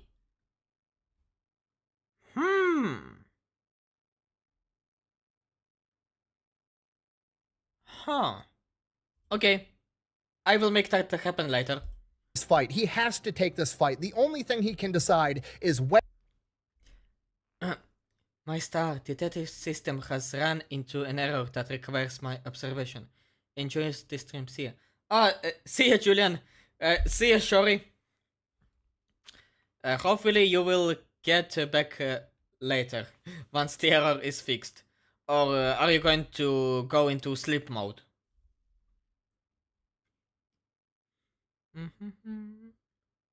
Where and how. So he decides they're going to go back to Trenton and they're going to set up all their defenses on the bridge and force the British army to cross that narrow choke point while the American army is firing at them. Okay, strategically, this is brilliant. Funnel your enemies into a narrow choke point, light them up with cannon. AI going into sleep mode.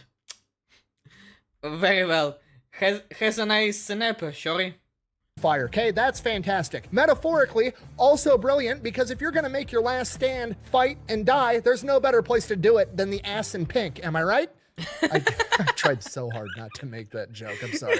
So that's it. That's the plan. Washington and his men recross the Delaware for a third time. They start digging trenches. They're getting the cannons set up. They are getting ready. Just a bunch of drunk dwarves killing spacebugs while drilling holes in asteroids. Yeah, I've seen a few reviews of that game. Oh my god, it will be a great time.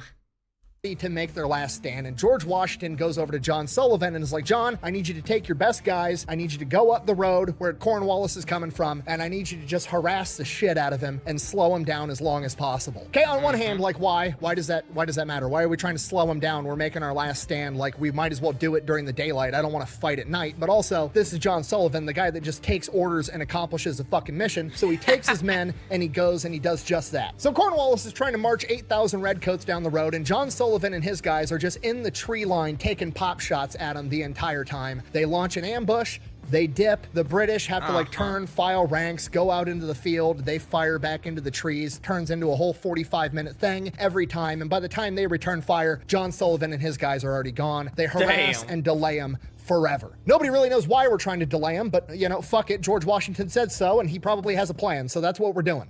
Good idea. The Red Bridge. So Cornwallis and his men make it to the Assun Pink Bridge late afternoon on January 2nd. The Americans are there. They're ready. Cornwallis just launches full-on frontal attack against the bridge, and America mows them down. They retreat. He launches another full frontal attack. American cannon fire and musket fire mows them down again. They retreat. Cornwallis does a third attack. They get mowed down again. He lost somewhere between 150 and 365 men. Accounts from that day said the bridge looked like it was painted red with British blood. At this point, it's getting dark. The battle for the day is over. Both sides start getting their camp ready. They're going to camp down for the night, get ready. They're going to duke this out in the morning. That's what they're thinking. George Washington, on the other hand, has other plans in mind. And this is why he sent John Sullivan out to delay Cornwallis, because he wanted this battle to get broken up by nightfall so that he could pull off a pro-gamer move. Washington takes a couple of hundred guys and orders them to just spend the entire night building bonfires and making as much noise as humanly possible. Be loud, have conversations, yell, build a bunch of fires, make it seem like there's 4,000 motherfuckers on this side of the bridge, and the rest of us are all going to take these tiny trails. We're going to go around Cornwallis to the town of Princeton, where he just came from. We're going to fuck up all his reinforcements and steal their supplies. A couple hundred guys.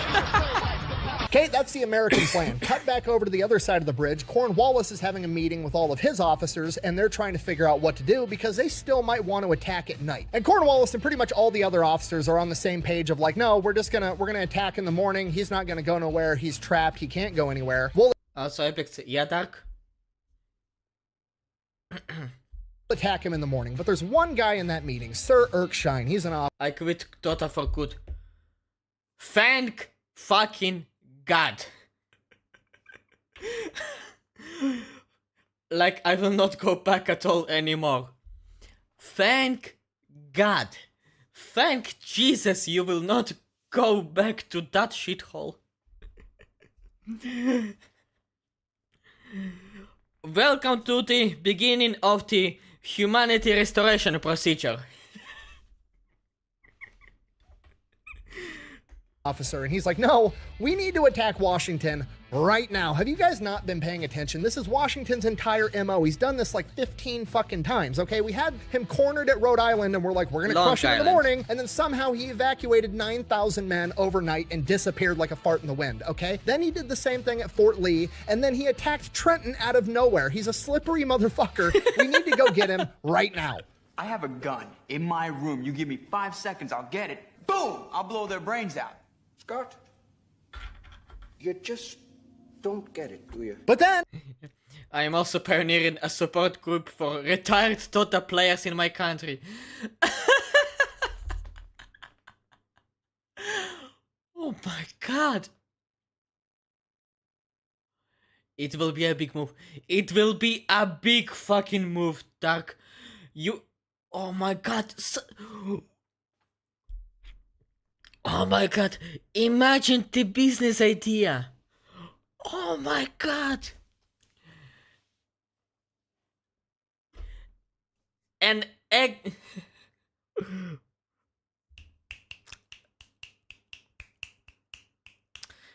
the Dota Gamer anonymous group. Anonymous. Yeah. The Dota Anonymous group, like therapy group. Oh my fucking god, it is brilliant.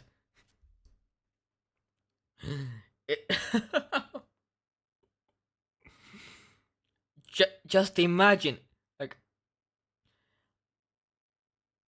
an entire therapy clinic for ex-Dota players. Just imagine the money that you will get from that. Just from helping people who got out of Dota, to help them with their PTSD from playing dozens of thousands of hours into that shit. That will be an incredible can of worms.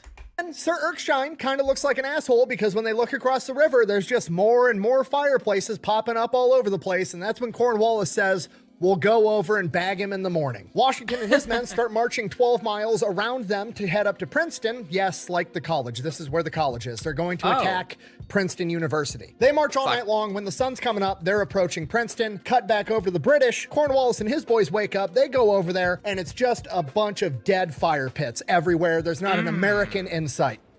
I fucking knew it! Oh! Cutting back over to the Americans, as they're approaching Princeton, there's two roads going in and out, right? And the Americans are on one road, and there's 1,200 British reinforcements on the other road, and they're literally passing. It's like Alcoholics Anonymous. I'm telling you, it's... Yes, exactly, like Alcoholics Anonymous, exactly. That's why I called it Dota Players Anonymous. That's why I called it that way. Just... Dota is worse than cocaine in terms of addictions. yeah, I can see that. I can see it. I'm pretty sure you can tell that. I'm pretty sure that it is worse than even fentanyl. Just saying.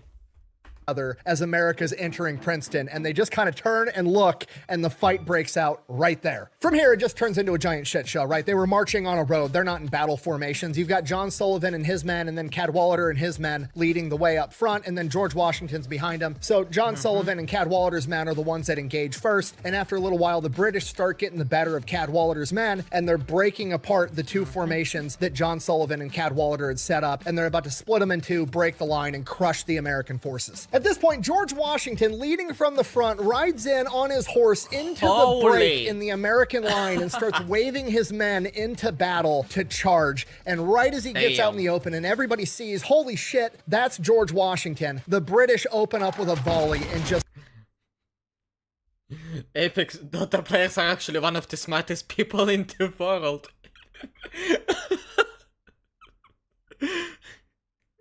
In that games, why don't they become Lockheed Martin engineers? imagine the shit they will build if they are actually some of the smartest people in the world. We will get a fucking F-22 on crack. Like literally. No. They should go to Boeing, make a intergalactic F-15, an actual exo-atmospheric F-15. Like, it will be just wonderful. Cover the entire battlefield in smoke, and George Washington disappears from eye view, and everybody just has the sinking in their stomach feeling of like, fuck, George Washington just died.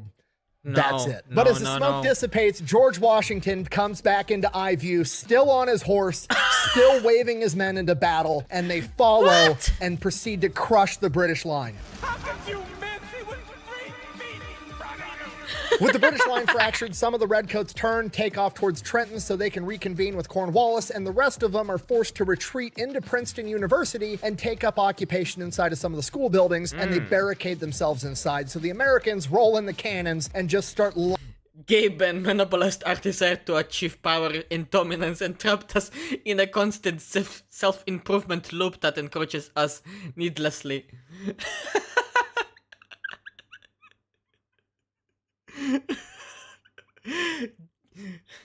Lord Gaben created the ultimate trap. lighting up Princeton University with cannon fire. Eventually, the British are forced to wave the white flag out of these school building windows, and they are forced to surrender. And from here, George Washington has yet another decision to make, because he knows that he is now in between Cornwallis and the Redcoats and their supply depot in New Brunswick, which is the biggest supply depot for the British Empire in this entire area. If he goes into New Brunswick and takes out that supply depot, it would be humongous. But also, that's exactly what Cornwallis is anticipating, and Cornwallis is for sure beelining it there as fast as he can, because he does not want to lose this supply depot. Instead, Washington decides it's finally time to take up winter quarters, and he's going to be a dick about it the entire time. The father of America. He marches his men further into New Jersey, into a place called Morristown up in the hills, which is heavily populated by people supporting the Patriot cause. It's also up in the hills. There's high ground all over the place. There's very few roads to get in and out. It is extremely easy for him to defend, and the British aren't going to be able to reach him there without taking a humongous amount of losses. More importantly, it's centralized in relation to all the other British outposts, so he has this impenetrable home base that's centralized. So from here, for the next 2 to 3 weeks, he just sends out raiding parties on all the Since we were forced to be normal when we were above the standard of normal, and that caused us to shrink, that was a way for us to feel more than normal. Wait, what? Gaben is an asshole who capitalized on that. Wait. Since we were forced to be normal when we were above the standard of normal, and that caused us to shrink, that was a way for us to feel more than normal.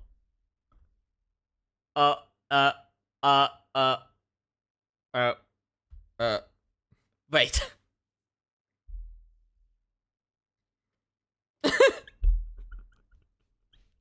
You mean, wait. You mean that Gaben capitalized autism. He didn't just... No. Let me rephrase that. He capitalized on weaponized autism. You are telling me that, right?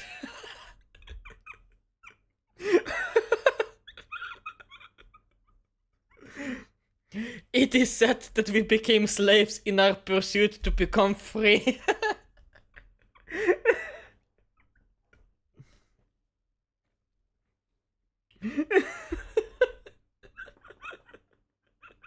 Fucking hell, man. My fucking god.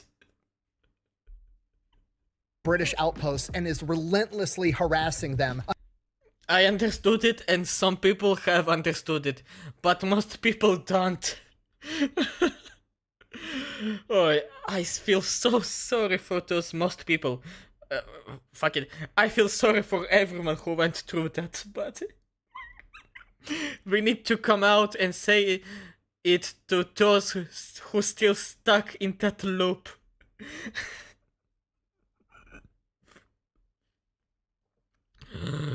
My fucking god. You know, it makes so much sense. Now that I think about it. My fucking god.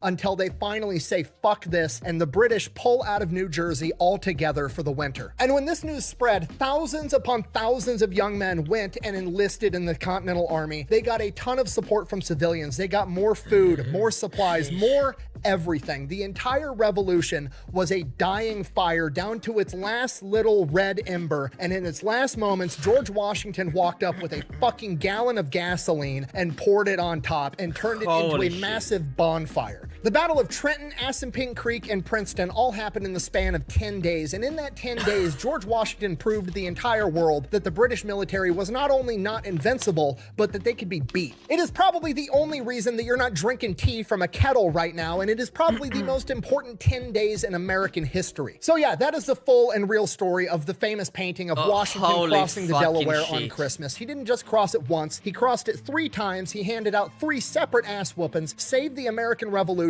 and changed the world forever, and that is why he is the father of the United States of America. Thank you for watching. The best way to support the channel is go buy some merch, maybe order some Echelon, all that's available at thefatelectrician.com. Quack bang, out. Give me a second, Doug. And you guys thought Die Hard was a good Christmas story. Okay, that was good. That was good. Okay, is there anything else in the end? Don't forget to go check out... Nope. Nope. Okay, he capitalized on sharper intellect, autism, hyperactivity, dyslexia, all of that. Gaben used it... Gaben used all those markers to trap us inside. Oh my god. You forgot to add crippling ADHD into this, by the way. Just saying that. I can see it, Doug. I can absolutely see all of it. My fucking god. This reaction, wait. This is the most sidetracked reaction video to ever be on my channel. Okay, I am putting that on YouTube. A fucking 1 hour and 16 minutes reaction video. Holy fucking shit. Oh, this went beyond sidetracked. Absolutely. Oh my fucking god. I need to go and take a pee. Oh, holy fucking shit. Enjoy some music. Give me a second.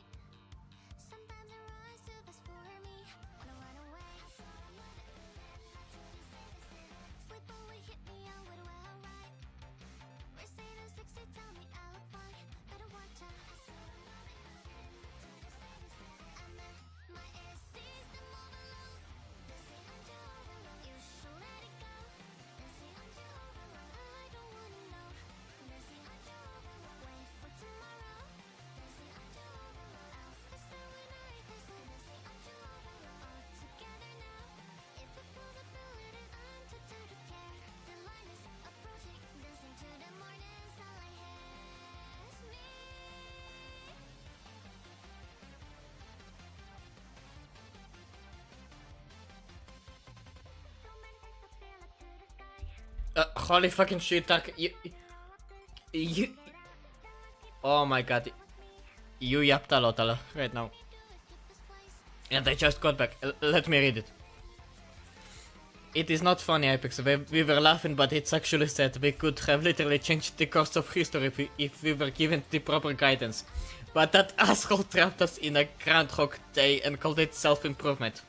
It's ironic, really. We were too young to understand it, and we were tricked by it. Now I understand it, but it is far too late. People should know what this is, since these kind of things still exist today. I fully feel you, Dark. I fully understand what you mean, Dark. It just... I find it ridiculous as hell. I will be honest with you.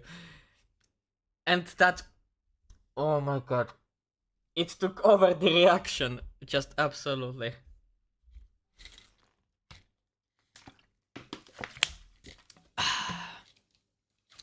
I swear to god. A hour and 20 long reaction video. It is the last thing that anybody will want to see. I'm gonna call it the most sidetracked reaction video of all time. I will call it that way. And speaking of reaction video, next we are going to the next reaction video by HLC Habitual Line Crosser, the best of Grandpa Buff 2025. Now let's hope we will not get absolutely sidetracked this time, shall we, Dark? And actually react to the video. And with me like commenting about my tongue, commentating on it at least somehow. Whew. Let's go, and let's not get into Dota this time. My ears! No, you are wrong. Everything is going fine with my special military operation. You shut up your mouth. Really, Slavic Dude special who's asking Siberian hunters for their shotguns to deal with drones says what? Yeah, that's right. Buff! Oh, the Civil War? Or as I like to call it, the Great American Scrimmage, because nobody else wanted to smoke at that time, so we had to, practice. Is it illegal in your country for an adult to engage in intimacy with somebody under the age of 18? Yeah. On paper, yeah, but it really depends on what island you're staying at and which political affiliation you have. Where is it all coming from? Somebody call the fire department. We don't have a fire department. Oh, just relax and take it. Oh, I fucking remember this one. It was like 2 weeks, a week or two ago. Fuck that. the joke just writes itself. You wouldn't have even been able to defend yourself if we had told you we were coming. Just lay down and wait for it, kind of like Russia's mom. Hey, I heard that. That's because I said it, you retard-flavored popsicle. My mom.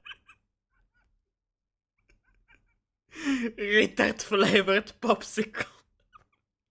And vodka-flavored dipshit.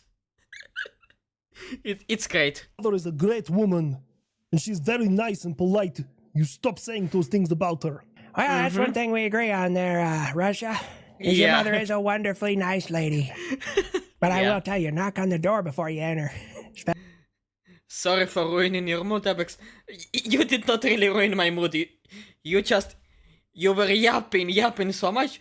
I'm pretty sure you have autism. I will be honest with you, like, with how much you are yapping into that. Like, how much deep you go into some topics. Sometimes I have sometimes my tongue. Sometimes I have the feeling that you have autism. Just no offense, that sometimes I have the feeling of that, and it's just very funny to see you delve into some shit very deeply. Move on with your work. It's alright, Dark. Just. Try and not go too far into autism, okay?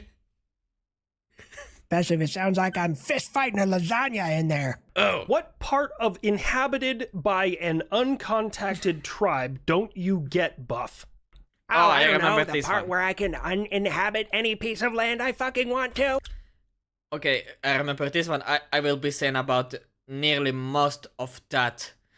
Because I watched every HLC video of 2025 and 2024, like, many times. Too much times for my own good, by the way. So, I'm pretty sure I remember all of that. Like, on a... What do you call it? Like... I'm pretty sure I can literally paraphrase that right now. You seriously need therapy. But fuck Nah, you. not really. There you go, beans on toast. You're getting it. Oh! And here, Grandpa Buff said you were stupid. To be fair, I mean, I'm just gonna go all in. I didn't just say you were stupid. I also, might have said you were a shadow of your former self, and then I Yeah. think I referred to you as like a fish and chips eating surrender monkey, I think. The first step in loud racism is just understanding the facts. Yep. We gotta stop the needless bloodshed. No, why the Nah. hell would we do that? Every time the Middle East calms down for a little while, it's spooky.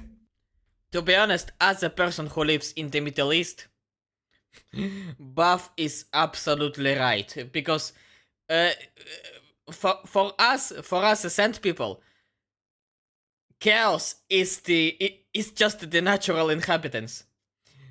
I am not autistic, but I am hyperactive. Close enough.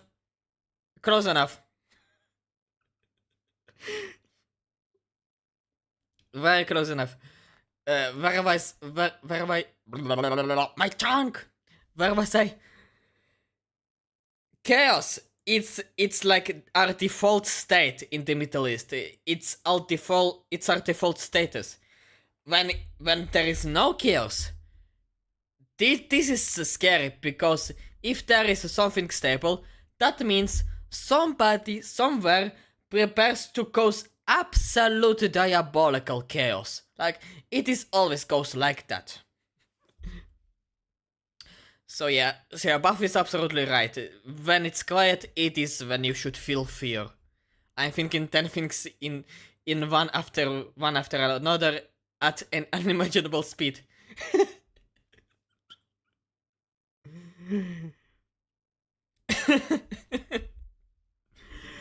That is very close to weaponized autism. Just saying. Just telling you. Or maybe it is just undiagnosed ADHD, because I have that. I have ADHD diagnosed after at the age of 13. I know how it feels. Believe me. It is fucking crippling. That is all. It's between weaponized autism and ADHD, I'm telling you. It's like weird when people aren't dying in the Middle East. Because a lot of people will die very soon in the Middle East. Dear stupid bitch. Sorry to hear that you... HLC, for God's sake, why did you cut the rest of that section? Because I know the context behind that. The cut of a really stupid lady was freaking out because the Blue Angels were practicing above her, and she was complaining to the Blue Angels account on Instagram that hey, please move away, please stop training, you are scaring my cat. He is like 15 years old, he will die because of you. And so when Puff realized that, when Puff was told, oh, so that's why she's complaining to the Blue Angels, he started to write this letter. My mind moves really fast. My mind can move even faster, but the shit that goes in my mind is cannot be under. It's like an alien language. Just telling you, I cannot understand what I think. Your cat is a communist. That's all I got so far. Stop writing the letter, Buff. America, what happened with Elmo on Twitter? Oh, I remember this one. I actually was a witness to the shit that Elmo was doing on Twitter. And Croc too, by the way. It's like the spirit of Charlie Chaplin's Headless Cousin. It just showed up in Elmo and Croc at the same time nearly. It was a sight to watch. Oh, yeah, the anti-Semitic Elmo. Yeah, it got hacked. Not the best look for Sesame Street. Yep. Oh, that was a hack? Oh, shit, I thought we were just kind of going all in. You know, capitalism and all that. Well, I thought... It is post-ADHD. I don't have an AD component anymore. I have HD component though. Wait, what? Wait. Wait. What does ADHD stands for in the first place, by the way?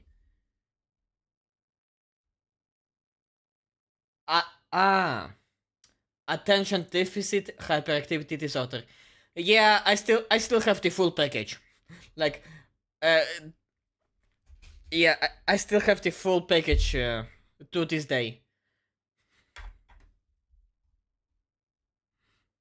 I'm not attention deficient, but I have hyperactivity disorder. Yeah, that makes way more sense now. So no AD, but I have HD. Nice. That reminds me of the video. Let me look it up first. No, I will look it up later. The Sonic fun animation video where Sonic was telling, "Hey guys, so I went to the pharmacy and they are out for my ADHD medication for 2 weeks," and everybody were freaking out. Like, this is me after school. Like, I am not taking any ADHD meds anymore for 3 years at this point. I am having a great fucking time. Thought the next thing was gonna be Nazi me Elmo. Based buff to the rescue. So basically, what I think we should do is anytime we have a shutdown, Congress should be fined.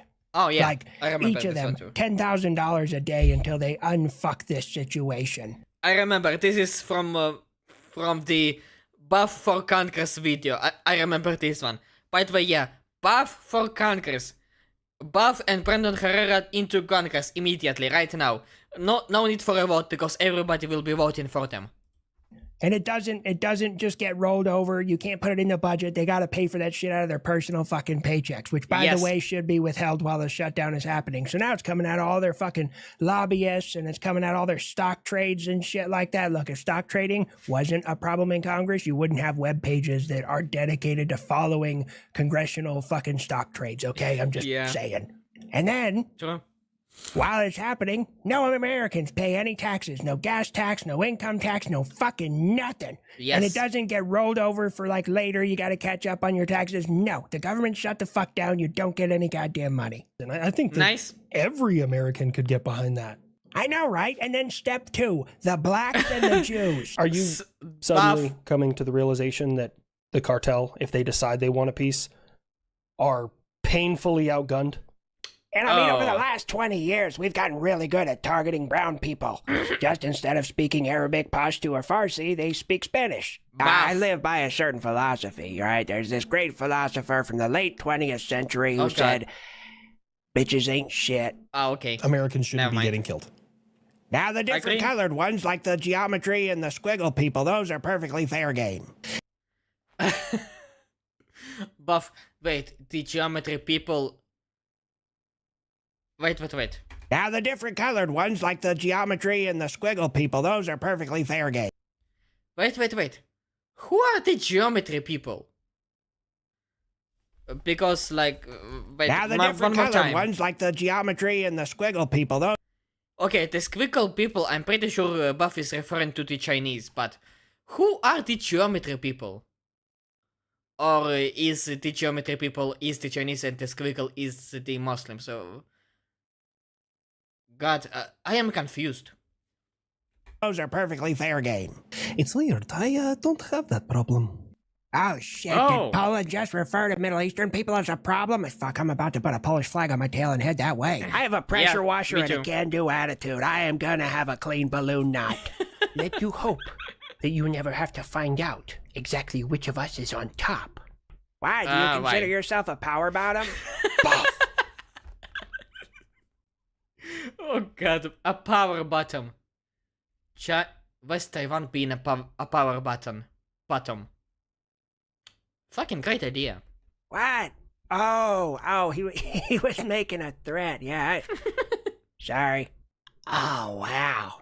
Man, I haven't seen something bomb like that since the Snow White movie. It's fresh, I don't give a shit.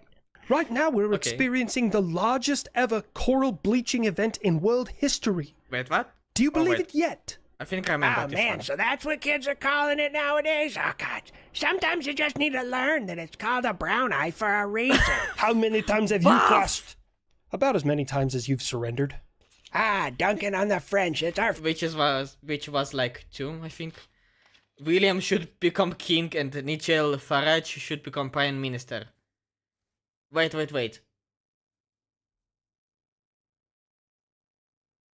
Wait. You're talking about the grandkids of the current British king. Or what? I feel lost.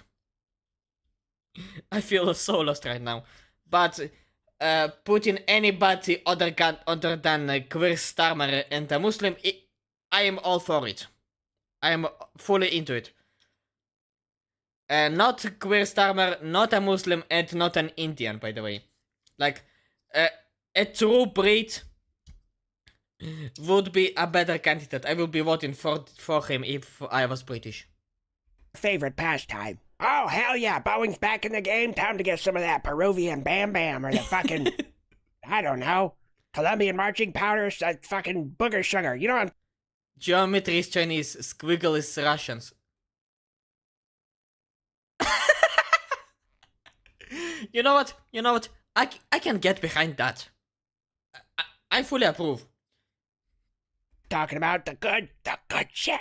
It's no big deal. The cost of oil goes up and down. 32%. Oh, speaking of the Slavic special ed vodka flavored tip shit. Is nothing. 30% is nothing. It's about the gas prices. I remember this one too. Dude, we'd be eating our politicians if we hit 30% drop in oil price or in oil revenue in 1 month. I'm pretty sure you did that in 1973. I know Squiggle are Chinese and Geometry are Russians. I mixed it up.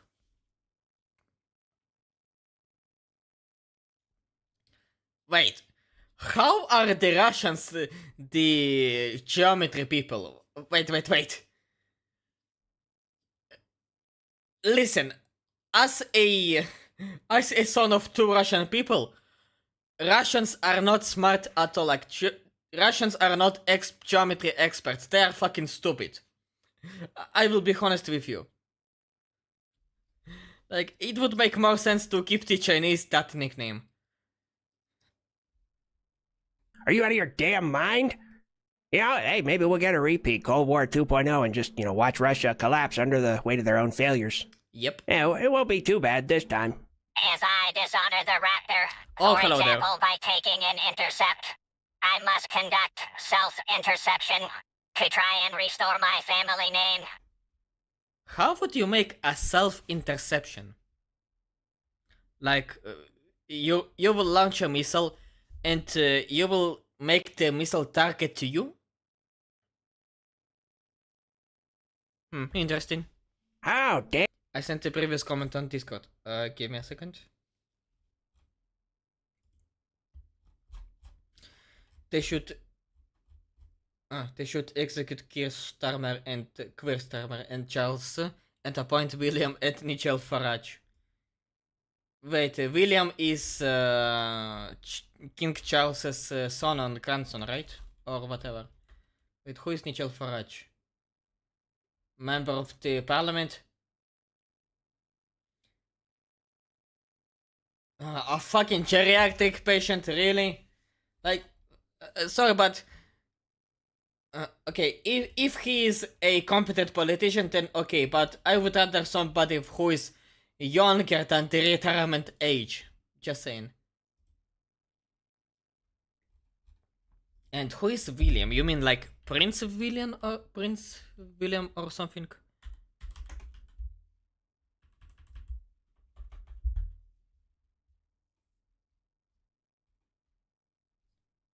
Like, are you talking about this William? William, Prince of Wales? Geometry Russians because they are mad scientists.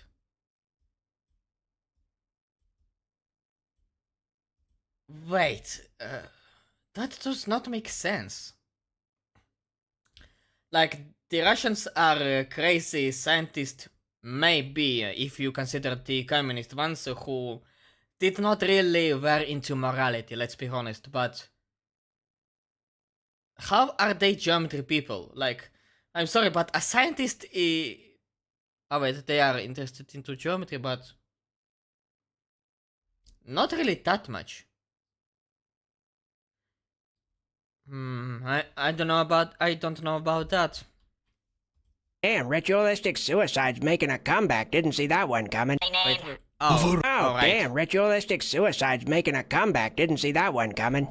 Overall, not the greatest battle plan. Maybe it worked for drone. Yeah, because a Russian plane wouldn't have crashed.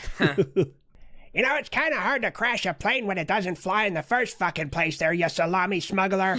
Oh, what? I assume everyone's looking at me because they want me to say something about the blue pills that I take to get it up. But I don't. I'm all natural, baby. The only kind of pills I use are the Plan B that I drop in her drink before she even notices.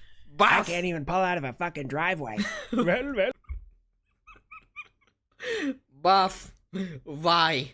Why are you the way you are sometimes? Well, it appears that Aero India is the first place that the American F-35 will show off against the Su-57 from Russia. I remember this one The too. world looks at this with anticipation.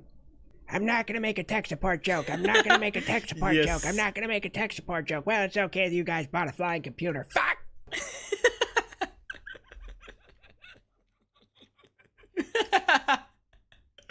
Oh, I love it. Japan is superior, we're the greatest, we're gonna defeat everybody, imperialism, etc., etc., and then they get the sun twice, and now it's like baby metal, anime, Pokemon, it's fucking crazy. Yep. So, with that argument, with that sentence, I have an idea, a proposal that I'm pretty sure Buff already did to Uncle Sam. Nuke the entire Middle East. There will be a lot of banker animes in like 80 years if you do that. Just saying. Baby metal, anime, Pokemon, it's fucking crazy. Yeah. So, somebody was out in the park late at night and they found what they thought was a body.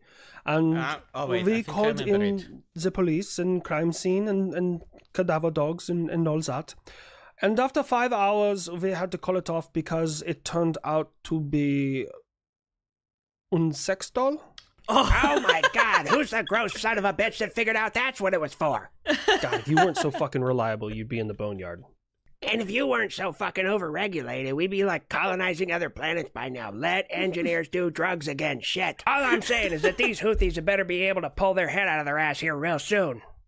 Or they're gonna be negotiating peace through a fucking Ouija board. Kid, so they would take an egg and put it up there, and if it broke, that meant you needed to be worked more. Shit, I really need like some quotation hands to pop up on the screen here. Would you break an egg? I've been getting screwed over by the federal government for 70 years. It'd be like playing cornhole, except the board is covered in hair and callus. A professor at Brown University being killed is pretty significant. Oh, Brown University. Wait a second, that was like the previous video, I think the Total War video, or maybe before that. Wait, are we running out of like bankers, ultimate bankers, or is there more? I got confused when you said the brown shooter. I was like, that happens all the time. Like 50% of the time. Have I not paid my debt yet? Like I said, we're getting there, not there yet. Both of you chill out. Buff, chill out. There's water under the bridge. They surrendered. Everything's fine. Ah, come on. But it's the one time a year that I'm allowed to be anti-Japanese. I think that's a thing. Anti-Asian. Asian-phobic. I don't know. Whatever the fucking kids call it nowadays. Fine. I won't. But I'll be back April 18th when the Doolittle raid happens. My money's kind of on one of the squiggle people. You know, the ones that are in the Middle East that love their country so much they... That's the one. Squiggle people, it's the Muslims. It's the people in the Middle East. That means the geometry people I'm pretty sure those are the Chinese or maybe the Russians. Who knows? Want to bring it to other countries while running away from what they already had. Crazy idea. I'm not sure if this is a racial thing or not. I'm gonna say it because it does make sense. Fucking nerd has to learn. You don't need a preamble to racism. Fucking spit it out. I'm sure we can get some targets marked up. 1 little, 2 little, 3 little terrorists, 4 little, 5 little, 6 little terrorists. That's literally in the beginning of the previous year when the Assad regime was falling down. Yeah, I remember this one. 7 little, 8 little, 9 little terrorists, all been sent to their god. Sweet home in England. Oh god. That's when Benson Toast was protecting the first cousin marriages idea. Yeah, I remember this one too. Where the skies are gray and everybody smells like poo. I don't know if the last line was on, but I'll take it.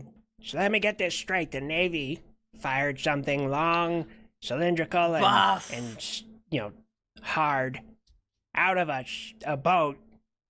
And then later, that went right back into the boat. I want to know, do you think the submarine, like, took a big breath as it was re-entering? Just, if I took... Context. Fucking context. So, Uncle Sam was testing a new underwater unmanned vehicle, UUV. Launch it from a submarine. And the launch was successful.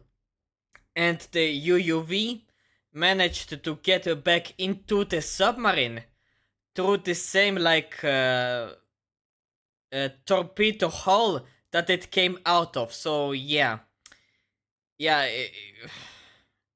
if you want an analogy, it's returning a poop into the asshole. Yeah.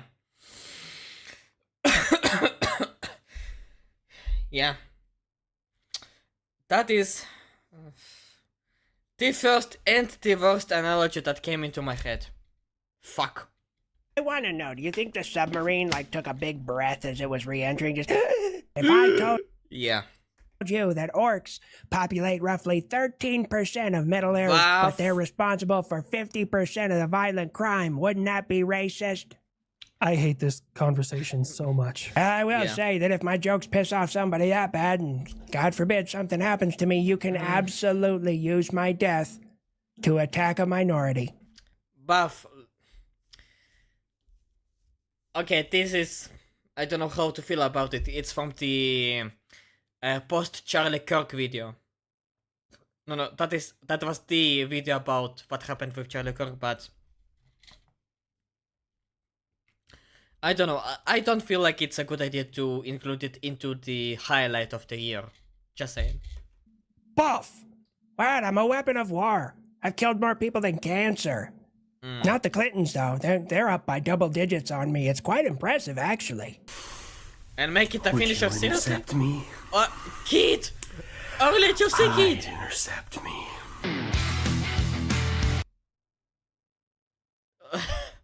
Of course, it couldn't be an HLC video without the Kid. Alright. That was kinda okay. It took me a couple of minutes to read the title. I just instinctively clicked when I saw Buff in the thumbnail. I thought a whole bunch of shit was happening, lol. Yeah, me too for a second.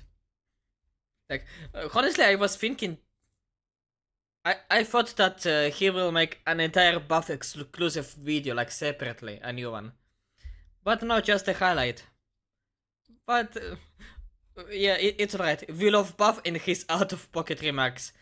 Yeah, but sometimes, I will be honest, he's way too out-of-pocket. Like, sometimes he is going too far. But in a funny way, if you know what I mean. Holy shit.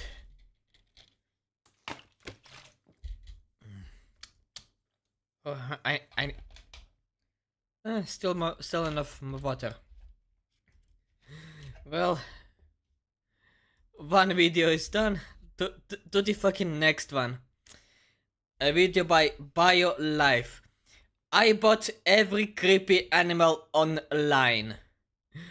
Tried to bite me, and look, a tarantula. I think that is a. I already forgot his name. A fucking warrior beetle. And what the bloody fuck is that? What is this thing? Oh my god, a horror video. A fucking horror video now. Okay, let's see what happens here. I went online to find the creepiest looking animals I could find. From alien looking creatures that you'd find in a nightmare, to fluffy spiders that will destroy anything in its path, to even beetles that will spray acid at its prey. Yeah, this is gonna be an insane video. Alright, so let's have a look at what we can find on the spider shop. They have some really crazy stuff. Like, I mean, look at this thing. It's a big tooth spider. I mean, look at the teeth. Holy teeth! Oh my god, they are so big. Like, in teeth to body size ratio, I'm pretty sure if you scale it up to human size, it's like a human packing the canine the size of a fucking arm. Maybe. I have no idea.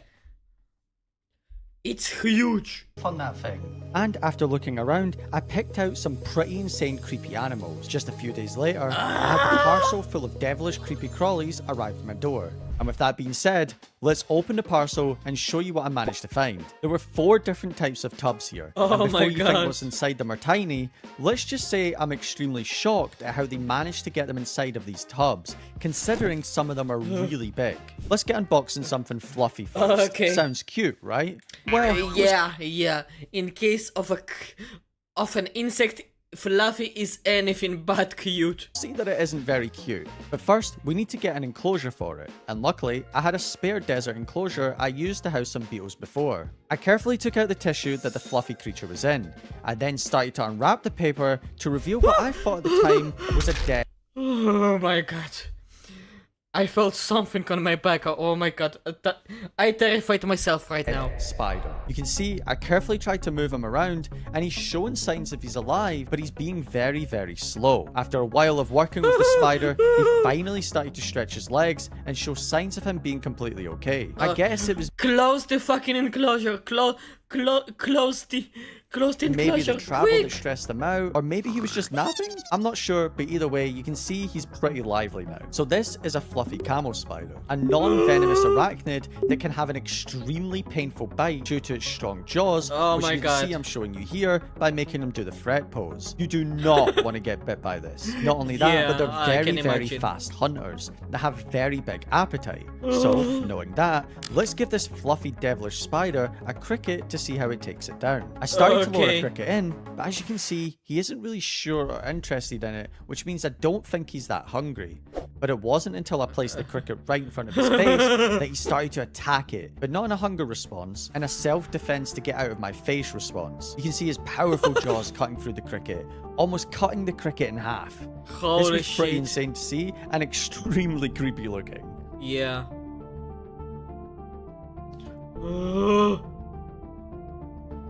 Now, because the spider only did that in self-defense, I decided to give him a few more days before giving him another cricket for him to eat. And, as you can see, he's made a little burrow under this cork bark, which is a great sign. It shows that he's comfortable. So, I decided to lure a cricket in front of where he just made his burrow, and after a few attempts and threat posing, he finally took the cricket and enjoyed his meal. Nice. Oh my god. My leg. Now for the next creepy bug, let's stay... I scared myself again. Oh my god. On the desert theme and show off some acid spraying Egyptian beetles that go crazy when they kill their prey. But first, we have to make a very basic setup for them so I can watch them eat and make sure they're okay. I fill up the tank with some sand. I was told by the place that I got them from... Wait. Give me a second. I need to do something really quick. I need to change to change stance. I think it is.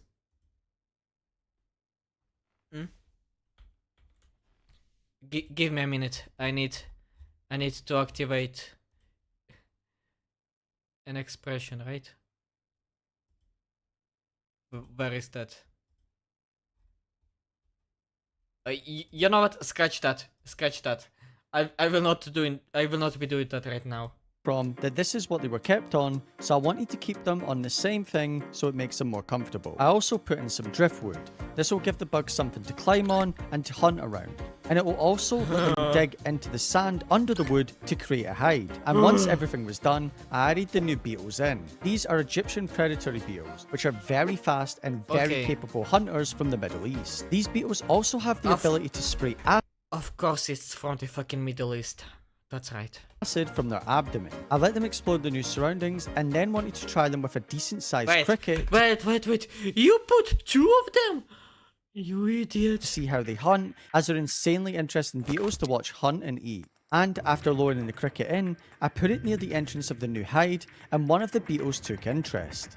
But then for some reason, kinda got spooked. Wow. I then lowered in the cricket again, and out of nowhere, the beetle attacked the cricket. The cricket managed to escape for just a few seconds before the beetle managed to get a hold of the back of the cricket. The cricket tried its best to run away, but the beetle was slowly pulling it to its death. And after a little back and forth from the cricket, he was fully caught in the beetle's grasp and was slowly getting chomped on. You can see the beetle using its extremely strong and fast mandibles to cut through the cricket and eat it. This was pretty insane to watch. I then tried to give the other beetle a cricket, but he didn't really seem interested in it, but I left it in there anyway, just in case he changed his mind. Now for the next creepy animal, I have something that lives on land and in the water. Something that are also known to be cannibalistic. And I don't just have one, I have 4 of these cannibalistic animals. What? So let's make their enclosure and see if you can guess what it is as we build it. Again, I use sand, but this time I use a lot more. I then use these rocks at the back to give it something to climb on and create the illusion that it's a rocky edge. After placing the rocks, I then wanted to use some wood to give more climbing opportunities and also to give them something to hide under if needed. Once I was happy with that, I then added some final touches of stones and small branches, and with that, the hardscape was pretty much complete and it was time to fill this tank with water. After adding the first one into the new tank, you can clearly see that that's a crab. Specifically, a vampire crab. Now these crabs stay really small, but are pretty insane at hunting their prey, and will sometimes even eat their own babies if given the chance. What? After adding all the crabs into the new tank, I wanted to give them a few hours to get used to the new surroundings before I tried to feed them. Again, feeding them with crickets, as they'll easily rip apart a cricket and slowly eat them. And after lowering in a cricket to the first one, he somehow missed the cricket and attacked the tongs, and then ran away like he was embarrassed that it just happened. So I gave another crab one instead, and almost instantly he grabbed onto the cricket and started eating it fully underwater. I also gave a cricket to one that was just chilling on the rocks, and as you can see, he tries to rip it apart with his powerful claws. These things are crazy cool to watch, but also really weird. And now moving on to the next animal. Very terrifying. This one is probably the most creepy one. Definitely something you'd see out of a nightmare. Oh god. But first, I had to quickly make a tank for it. I used some dirt mix with some leaf litter to help humidity and make it easier for the bug to create a hide if needed. I then added some rocks to give it more things to hide behind, and then added this massive cork bark so it has something to escape behind. And also could make a nice hide at the base of the cork. With the tank being complete, it was time to put the new bug into it. Now again, it's insane to me how such a big bug can fit into this tiny tub. But either way, I slowly started to take out the paper and slowly unbox the creepy crawly. It took a while as I didn't want to hurt the bug or also get bit, but after a while I finally got a proper look at it. This is a Florida whip spider, closely related to That's a spider? That is a spider? The whip scorpion, which look at it. This is a Florida whip spider. Wait. From where it is? But after a while, I finally got a proper look at it. This is a Florida whip spider. Florida whip spider? Wait.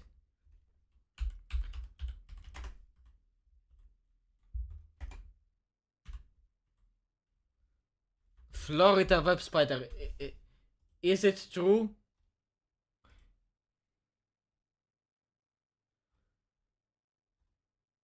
Oh my god. It may be it may be the true name of that. Holy fucking shit. Closely related to the whip scorpion, which can spray acid. The only thing this one can do is look really creepy and give you nightmares.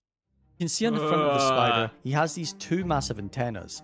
These are used to help the spider sense his environment and help make his next move. It also allows the spider to feel his vibrations in the ground for prey. I gave the spider a few days to settle into his new tank before attempting to feed him a couple of crickets. Now, it was pretty hard to film this spider due to the lighting, and also he runs away with it, but you can see how fast he just grabs the prey and hides. And you can also see him using those antennas to feel out the prey before attacking. For the next one, I bought that big tooth spider that I showed at the start of the video.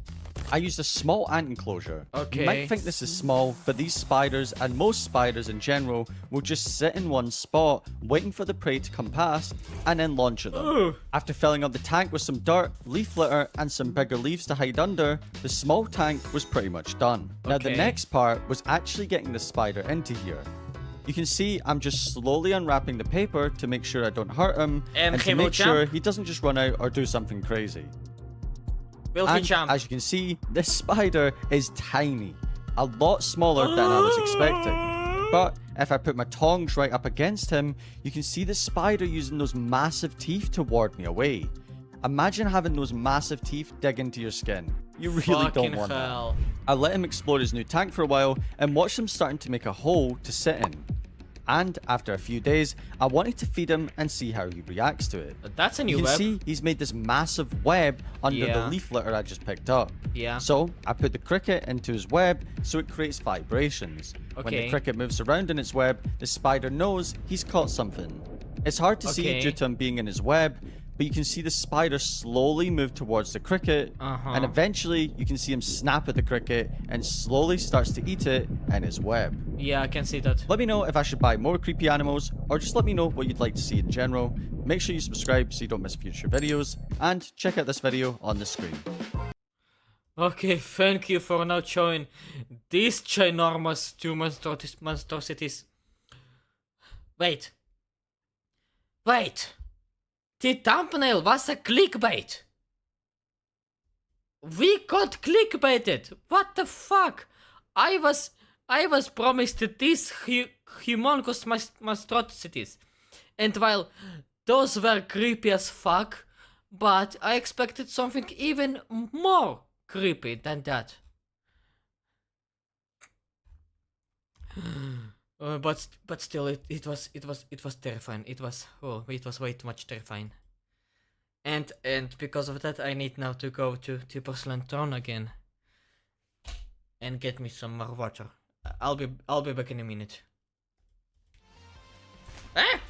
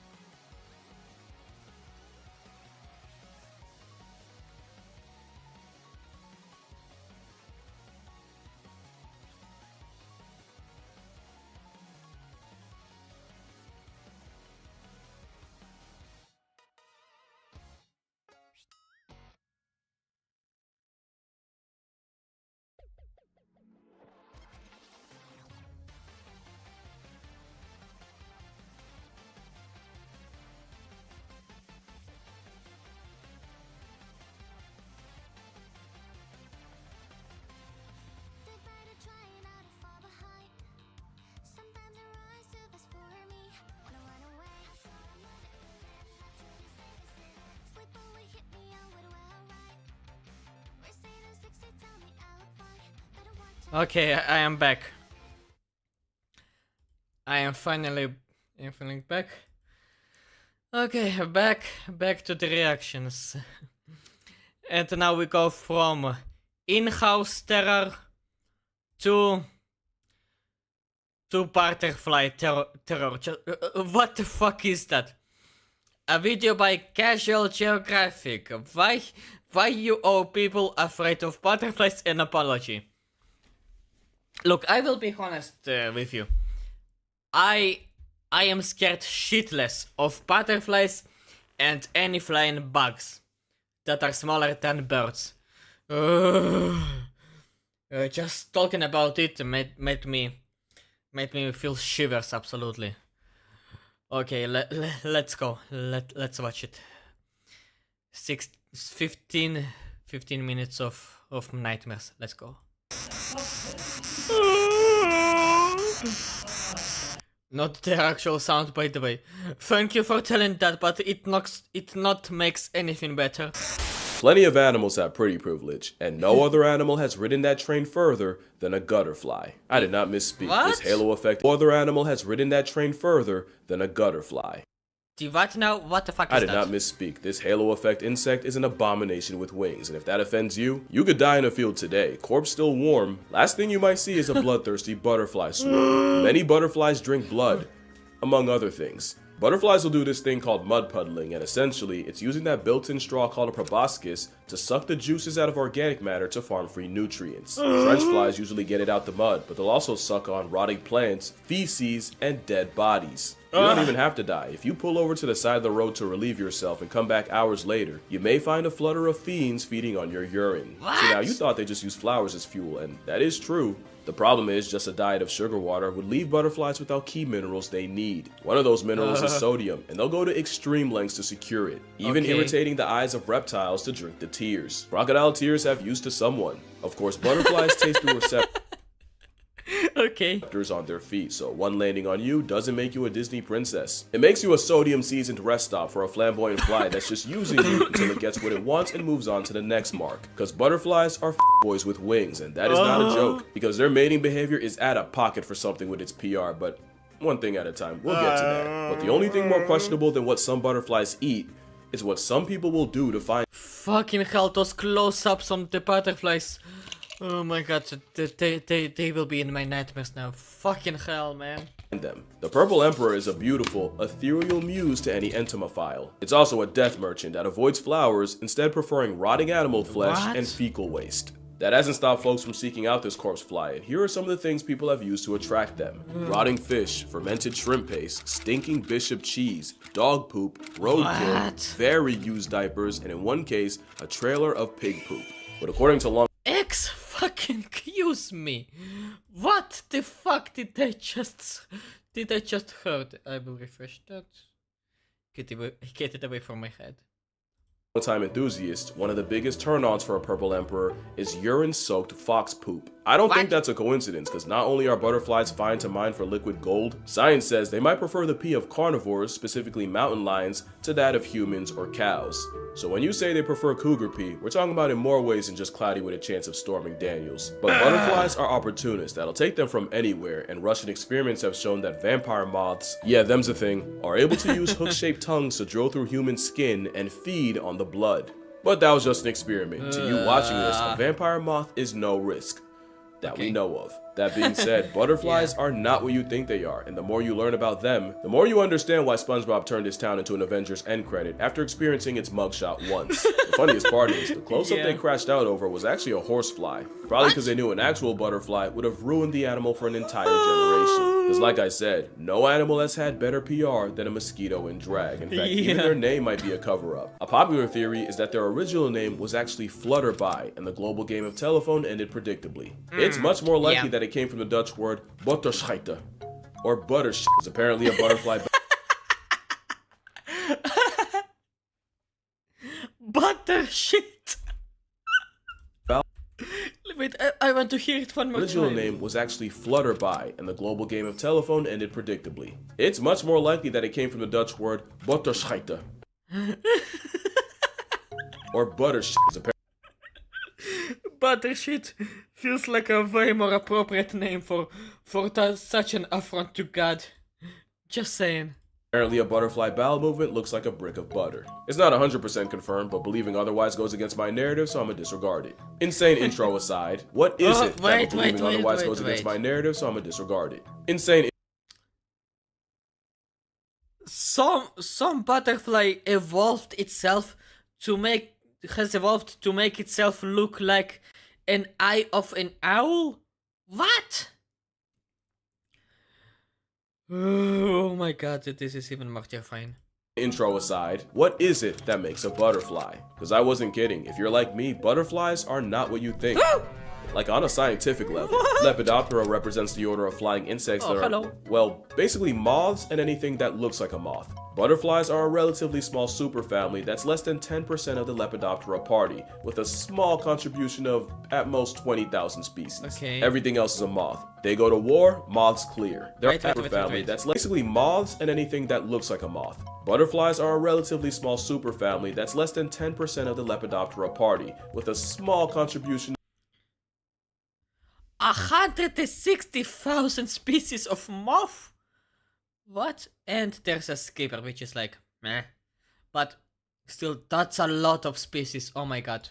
Of at most 20,000 species. Everything else is a moth. They go to war, moths clear. There are also skippers, which are technically butterflies, but were such an out-of-character butterfly that science thought it was its own thing. Long story short, it's a butterfly that heavily borrows from the moth's playbook, especially when it comes to flying. Which gets straight up confusing when you realize there's an animal called a moth butterfly that skippers have nothing to do with. But basically, American moth butterflies are that weird, only ever see during the holidays type of family of butterfly that were so weird and mothy, it kept them from the butterfly function until recently. Boring high school sciencey stuff aside, it's a moth's world. Butterflies are just a small part of it. I say that because there will be mentions of moths in this video, and I just know I'd get my Lepidoptera pass checked if I didn't make that clear. Because there's a lot of evolutionary headassery going on with moths. Wait, what is that?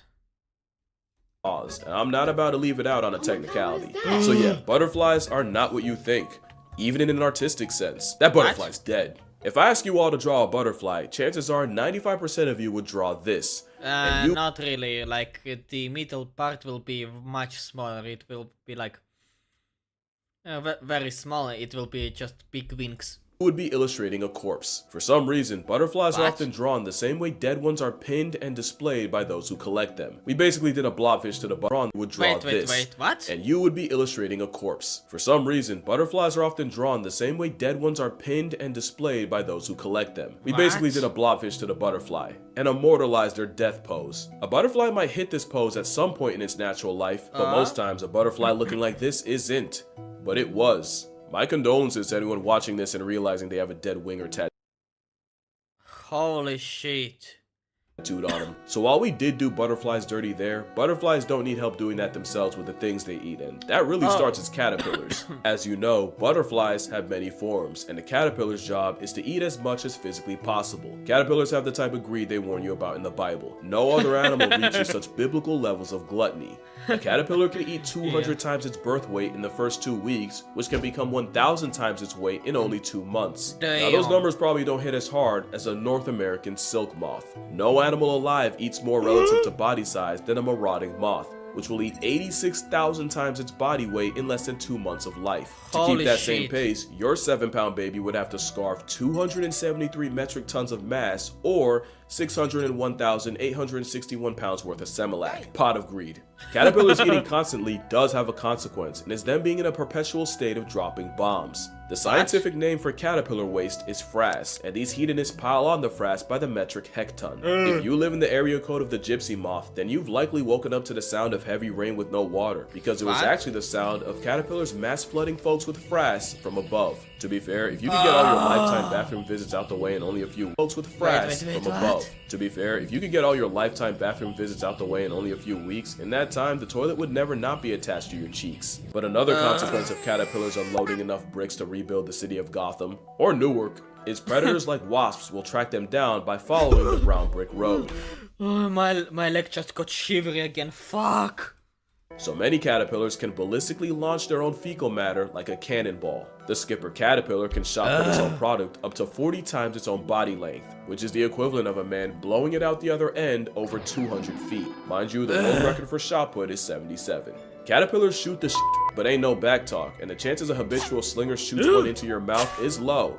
Science won't let it be zero. But they don't always shoot it. Only because caterpillars will also use their poop to manipulate the very plants they eat. Plants don't just get munched on all day and just take it. They'll produce chemicals to repel plant predators like caterpillars. Not only that, but those chemicals are like a cry for help, where one plant being eaten can warn others with its I regret opening up this video so much right now. Oh my fucking god. aromatic alarm bell. The catch is, they can only react to one threat at once, and the armyworm caterpillar exploits this by dropping deuces that tricks the plant into thinking it's being attacked by a fungal infection. The plant can only deal with one problem at a time, and while it's crashing out trying to fight a fungus that isn't there, the armyworm has free reign to eat it along with any other plant taking a cue from it. That's diabolical. The plant's get back is devious. Some plants can release a chemical that turns caterpillars into cannibals. Apparently, methyl jasmonate is such an insult to a caterpillar's palate that when plants would produce it as a defense, the caterpillars decided they'd rather eat each other instead. Simply not eating is not an option, and the moment a plant becomes less palatable is the moment you see a bunch of sandworms start ripping into each other. Although in the plant's defense, caterpillars don't need much to turn on each other, and the moment caterpillars realize there isn't enough milkweed to go around, they'll start aggressively headbutting each other to steal food. So caterpillars don't always choose violence, unless it's food. Then the bulkworm's ready for war. But the reason the hungry caterpillar is more of a curse than a kid's book is because they'll need all that energy for metamorphosis. And if the endgame of that wasn't a butterfly, we'd probably look at the whole process differently. You know it starts when hell freezes over and the caterpillar does something wildly out of character. What? It stops eating. If you keep watching, you'll witness the caterpillar split its skin and then pull its flesh suit down and then writhe around like a foot trying to emancipate itself from a gym sock until the skin suit falls and reveals a gooey casing called the chrysalis. So a quick rundown. The chrysalis is the shell booger the switch up happens in. Pupa usually refers to the life stage this happens in, and the cocoon you may remember hearing about are the silk cases many moths will make as a chrysalis substitute. Some moths don't cocoon, but no butterfly does. Now the process of metamorphosis is beautiful and has also been associated with rebirth. It might be associated with something else if nature removed the modesty chamber and let you see what actually happens. Inside the chrysalis, the caterpillar releases enzymes to dissolve its tissues, basically digesting itself into almost soup. If you cut the chrysalis, a mess of caterpillar slushy would spill out. The only things that don't turn into Shrekfest are imaginal discs, and what they are is basically whatever they need to be. They're like the blueprint to their adult life, with discs for every butterfly body part like wings, eyes, antennae, and they lay dormant in the constantly eating caterpillar like a sleeper cell. The only thing stopping it from activating is the juvenile hormone in the caterpillar, and the same way neutering neophytes kept castrato sounding young, the hormone Peter Pan's the caterpillar like a sleeper cell. The only thing stopping it from activating is the juvenile hormone in the caterpillar, and the same way neutering neophytes kept castrato sounding young, the Wait. juvenile hormone in the caterpillar, and the same. Let the comments explain because I want. Okay, let's go to the comments for explanations.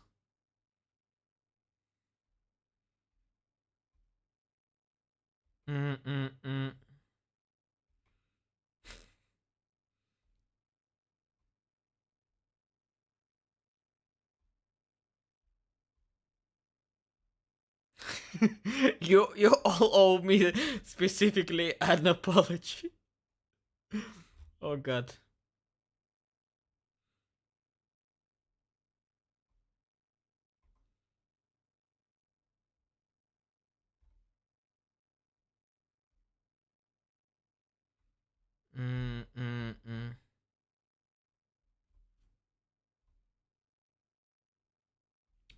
Fuck, there is no explanation, I think.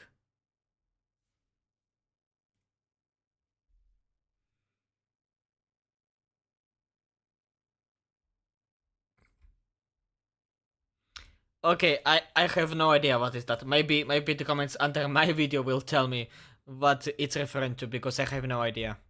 Way neutering neophytes kept castrato sounding young, the hormone Peter Pan's the caterpillar and keeps them young so they can keep eating like nature's favorite feedie. Once the hormone drops, the caterpillar pupates and those sleeper cell imaginal discs use the protein-fueled former caterpillar to fuel rapid cell division.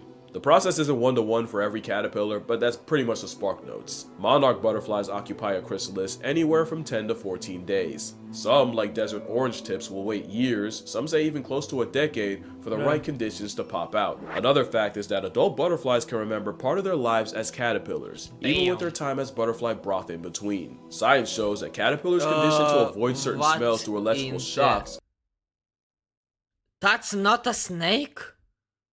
go on to show the same discernment as flying adults. I feel like that's way cooler than people give credit for, but it's also possible they do remember their past lives of greed, which might be why many moths don't have mouths altogether. Okay, that's a joke. Well, not the no mouth thing. The Luna moth is only alive for as long as its caterpillar past ate for. But the reason is because the same way a caterpillar's job is only to eat, once they can fly, their main priority is getting laid. Flutterbys have one job, and it's to mate, and some moths take the sentiment literally. Because a closed mouth won't get fed, but no mouth might get oh, my bad. I mean her abdomen. Touching abdomens is how butterflies mate, and the process is much less innocent than you imagine. Flutterbys have one job, and it's to mate, and some moths take the sentiment literally. Because a closed mouth won't get fed, but no mouth might get oh. Wait, let me take hear the that. sentiment literally. Because a closed mouth won't get fed, but no mouth might get oh. Closed mouth won't get fed, but no mouth will get hammered. I'm pretty sure that's Let's take the sentiment literally. Because a closed mouth won't get fed, but no mouth might get oh, my bad. Might get hammered, yeah. I mean her abdomen. Touching abdomens is how butterflies mate, and the process is much less innocent than you want to believe. Yeah, it's about that time.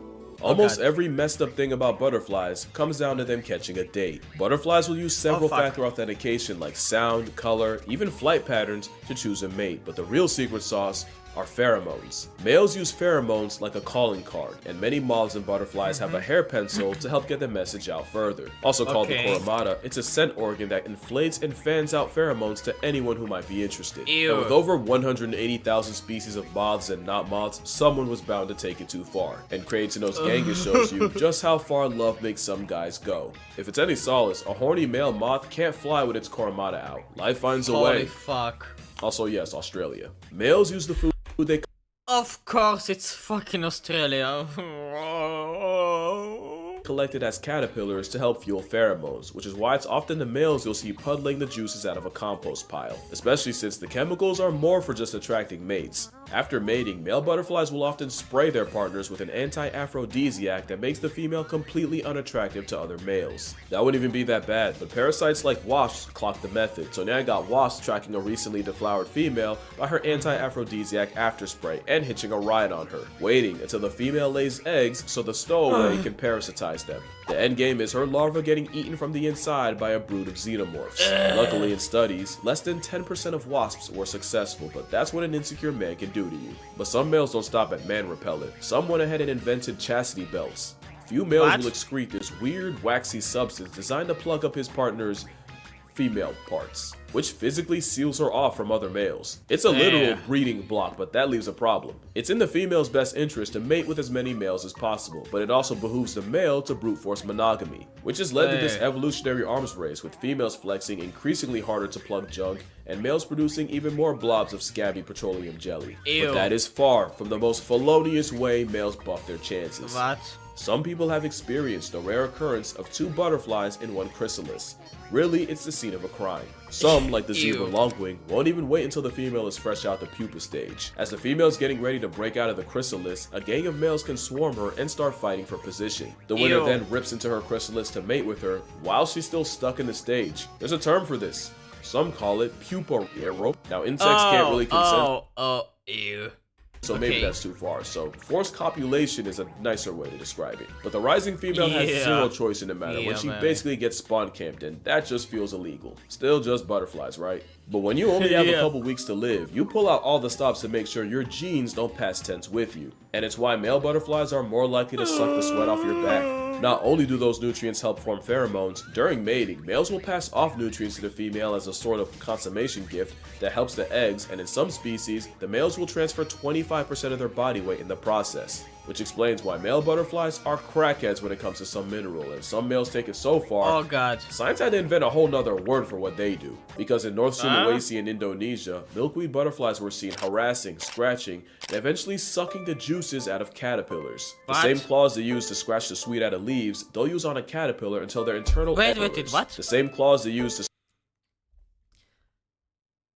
Close-up of glasswing butterfly claw. That's a claw? Oh my god, never do a close-up scratch ever the sweet out of again. leaves, they'll use on a caterpillar until their internal essence spills out, and at that point, the butterfly treats its own kind like a juice box, which led to the term kleptopharmacology. Because they're not exactly preying on the pillars, more than just stealing their substance, and a lot of times the caterpillars actually survive. Although knowing that they keep their memories as adults, probably not without PTSD. I think I'd rather die. But yeah, that's gonna do it for this video. If you come away from this video thinking less of butterflies or even hating them, then I failed at my job. I never want to be the reason y'all hate an animal, when there isn't an animal alive that I hate. And I'm gonna say that, but no one else will, really? There's no cutaway. I meant that. The butterfly alive them, then I failed at my job. I never want to be the reason y'all hate an animal, when there isn't an animal alive that I hate. There's no cutaway. I meant that. I think this moth is good. This moth is pretty fine. It's alright. Like, it's fluffy in a good way. Like, it's fluffy, but it's the good kind of fluffy, like hairy. It's the nice type. It's very slicky. But yeah, the rest, no. The rest can get fucked as far as I'm concerned. I don't think I hate them, but I am now absolutely traumatized and scared by The butterflies. butterfly didn't ask to be put on a pedestal. If learning more about them ruins them, that is a failure of your own expectations. And to steal a line from friend of the channel, Hank Green, butterflies aren't here to please us. Their beauty is an accident, and we are merely spectators. Yeah. Especially when the monarch population is down 99%. That's the scariest thing about them. Damn. Also, I want to thank y'all so much for 4 million subscribers. I've said it before, but y'all have changed the trajectory of my life in ways you cannot even begin to imagine. I got a lot more stuff planned, promises to keep. I did not forget the checks my big mouth wrote this year. But for I'm now, working on it, I promise. We believe you, buddy. Thank you. I'll be doing a video on whatever the top comment says. Within reason. Within reason. Anyway, been a minute since I said this, but drink water, hug your mother, save the butterflies, fam, and moths too. And I'ma see y'all in the next one. Okay. Probably the last one of this year, to be honest. Yeah. Thanks for watching. Oh, that's so cute. Oh, you're such a cute doggy. Oh, I love this Labrador. Hello there. What are you eating? Might you get me some too? Okay, that is nice. Okay, that's silly. But oh my god. All insects are nightmares fuel when zoomed in.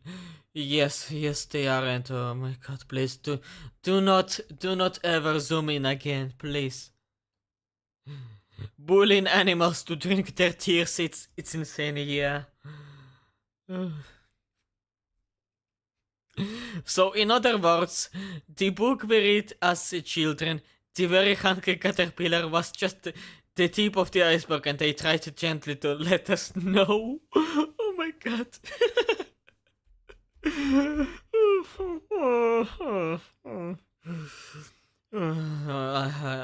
I will not be sleeping this night. Oh my god. Well, after this absolute nighttime fuel, let's go to the next video for today. Probably it will be the last one, because I will not be sleeping anyway, I guess. Let's go. A video by Coresight 10 days ago. Gillette lost $9 billion trying to fix men. I have no idea what it's talking about.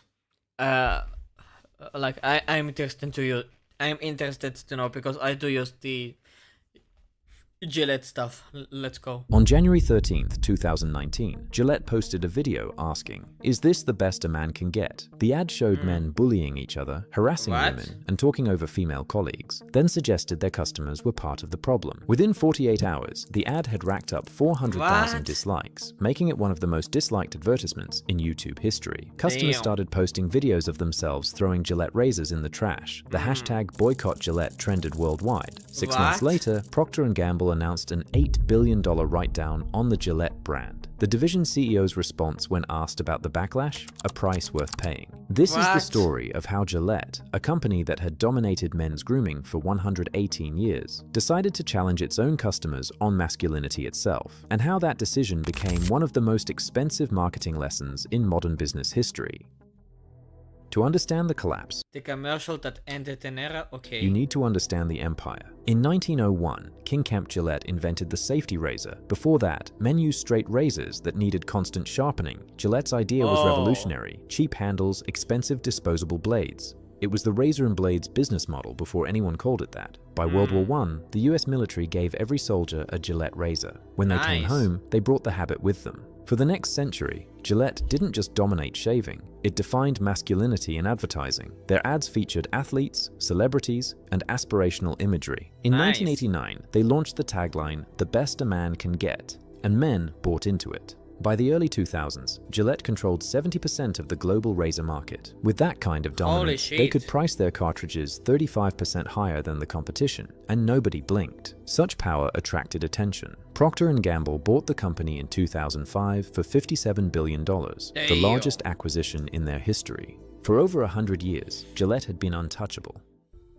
By 2018, Gillette faced a problem advertising couldn't solve. Market share had dropped from 70% to 54%. Revenue in the grooming division had fallen 26% over 3 years. The brand that had dominated for over a century was hemorrhaging customers. Part of this was cultural. Beards became fashionable. Men's average shaving frequency dropped from 3.7 to 3.2 times per week over the decade. Younger men grew facial hair, watched YouTube tutorials on beard grooming, bought oils and balms instead of razors. The US shaving market itself experienced contraction during this period. Manual razor sales fell 5.1% year over year from 2017 to 2018.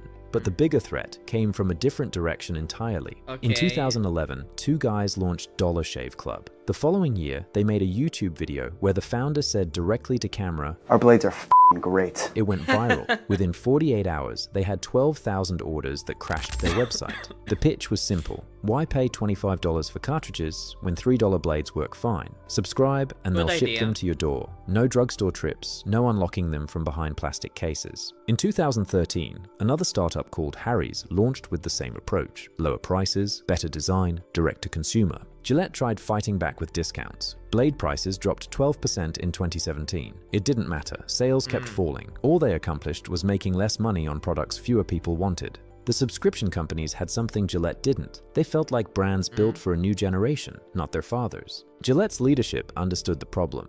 Gary Coombe, who ran P&G's grooming division, acknowledged the challenge. The company was losing share, awareness, and penetration with younger consumers. The solution they chose would test whether a 118-year-old razor company could rebuild relevance by challenging masculinity itself.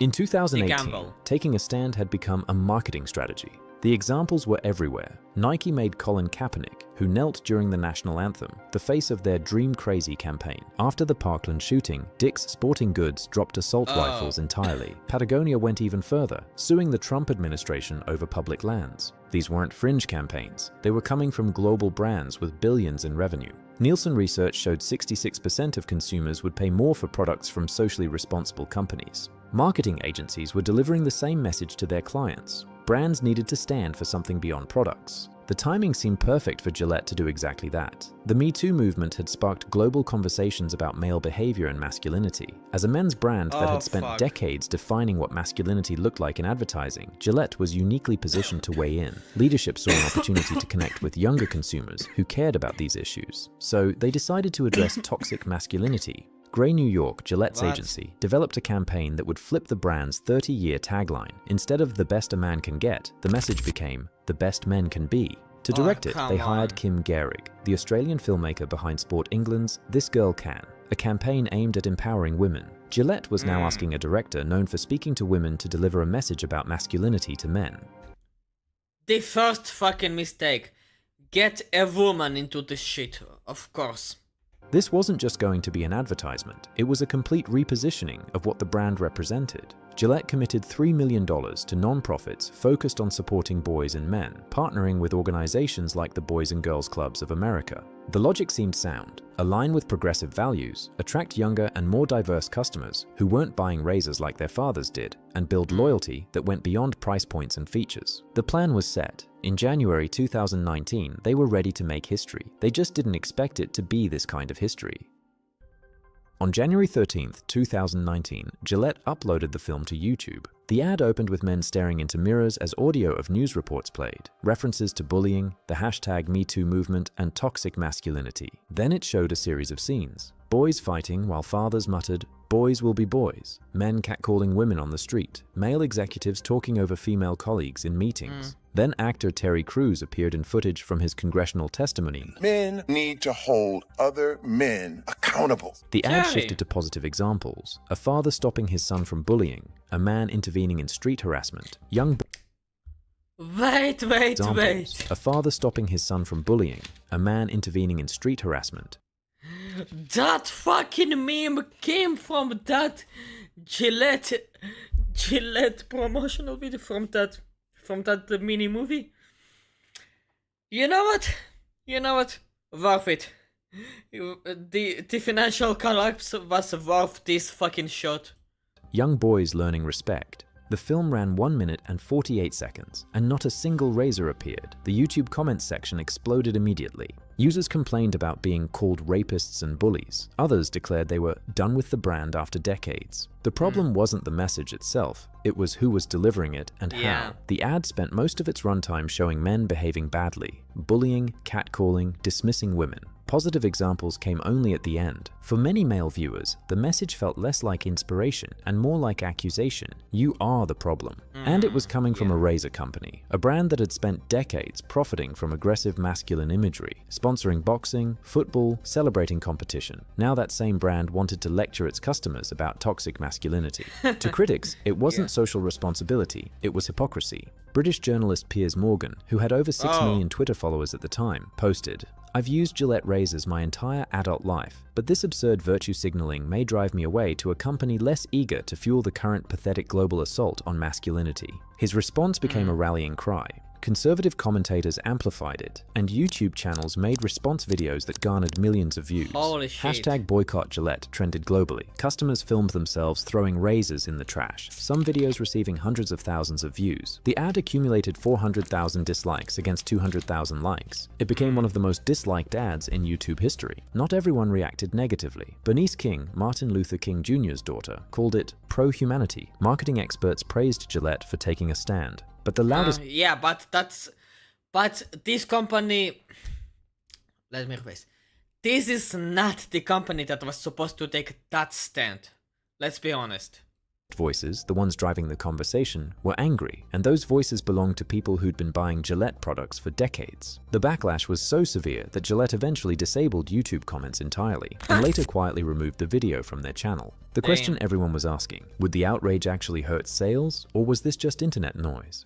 Over the next 6 months, the answer became clear. P&G's earnings reports revealed the damage. Grooming segment net sales fell from $6.5 billion in fiscal 2018 to $6.2 billion in fiscal 2019, a decline of $352 million in a single year. And the market share numbers... That is a lot, but in the context of how big the revenue is in general, it's like a 10% loss, like under 10%. Like, it is severe, but not so catastrophic. You can recover from that. Backed it up. According to P&G's own annual reports, Gillette's global blades and razors share dropped from nearly 65% to just over 60%, continuing a troubling pattern of decline. Where did those customers go? The competitors who'd been chipping away at Gillette's dominance suddenly found themselves with an influx of new customers. Dollar Shave Club and Harry's gained market share. Even Schick, A traditional Nice. rival that had struggled for years saw customers switching. 6 months after the ad launched, P&G held its quarterly earnings call. CFO John Moeller announced an $8 billion write-down on the Gillette brand. The charge created a net loss of over $5 billion for the quarter. Mueller attributed the write-down to currency fluctuations and structural changes. Fewer men shaving, increased competition, changing consumer habits. The ad wasn't mentioned in the official statement, but the timing was impossible to ignore. 6 months after the most controversial campaign in company history, Gillette had just lost $8 billion in brand value. Everyone Damn. wanted to know the same thing. Would leadership admit the campaign was a mistake, or would they defend it?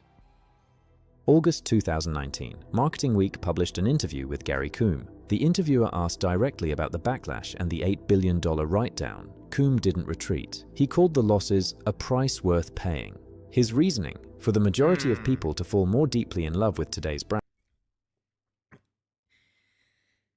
Okay, that was a price not worth paying. Let's be honest. It was not your job to do that. You are just a shaving company. You give us stuff that we can use to shave our face. That's it. You're not a social company. You're not. You don't have any moral value. Like, let's be honest. Like your job is just to sell blades. That's it. Like, this is all you are good for. Don't get into the territory that you should not be in the first place, or do not get into a territory you know nothing about. Brands. You have to risk upsetting a small minority, and that's what we've done. The strategy was deliberate. Gillette was willing to alienate older customers who were leaving anyway. The goal was winning younger, more progressive consumers who represented future growth. And you still failed anyway. Congratulations. Trading short-term losses for long-term brand positioning. And there was evidence the strategy generated significant engagement. Website traffic spiked to the highest levels in 5 years. The brand garnered over 1.5 million mentions across digital platforms within 24 hours. Now, what type of mentions was that? Positive? Kinda doubt it. On paper, it looked like a win, but the research missed something critical. Awareness didn't convert to purchases. A Toluna survey revealed the gap. 77% of viewers felt hopeful after watching the ad, but only 34% said it made them want to purchase Gillette products. The campaign had also targeted audiences that were 51% female, people who might applaud the message but weren't in the market for men's razors. A Glocalities study of over 4,500 male Gillette consumers revealed another problem. Most Gillette buyers were traditional men who valued family and national pride. Gender equality wasn't their priority. With its campaign, Gillette had taken a progressive stance, but positioned itself on the opposite side of its own customers. Susan Cantor, CEO of a branding consultancy, told NPR that the ad's positive message got lost in the negativity, leaving some men feeling lectured rather than inspired. The message from the market was clear. By August 2019, Gillette quietly shifted direction. The company announced it was shifting the spotlight from social issues to local heroes, like firefighters and personal trainers. The experiment was over. So that is the story of Gillette, a company that spent 118 years telling men they deserved the best a man can get, then spent 2 minutes telling them they needed to be better men. The backlash cost them $8 billion in 2019. 4 years later, in December 2023, P&G announced another $1.3 billion write-down. The damage didn't end, it compounded. What exactly went wrong?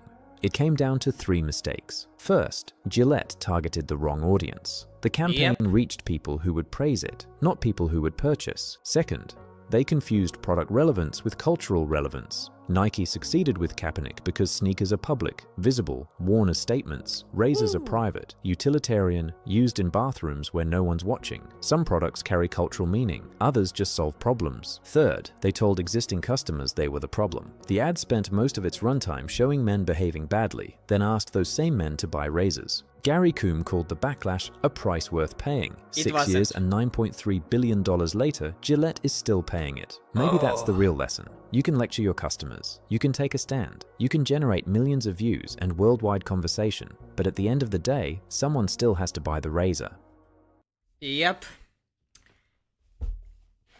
That's right. That price was not worth paying at all. Marketing 101. Don't attack your customer base. Exactly. How will this ad help us sell razors? Razors? What are you talking about? Razors. No one wants to be lectured by a soulless corporation on morals and ethics. Exactly. Exactly. They hired a feminist to lecture us. To sell razors? Exactly. Why would you hire a woman into a man's company? Anyhow. I guess that will be it for today. Oh my god, I am so tired. It's 2 AM at night. Oh my god. Today's stream was beyond insane. I will be honest. It's beyond crazy. Dark, I think, left a long time ago. He just got tired, I believe. I do not blame him. I am tired as hell as well. And I will go to sleep right now. Thank you to everyone who was here today, to the new and to the Patriots, basically. Yeah, I will see you a lot tomorrow. Well, we will be bonking some honkers. Yeah, yeah. As usual. Bye bye!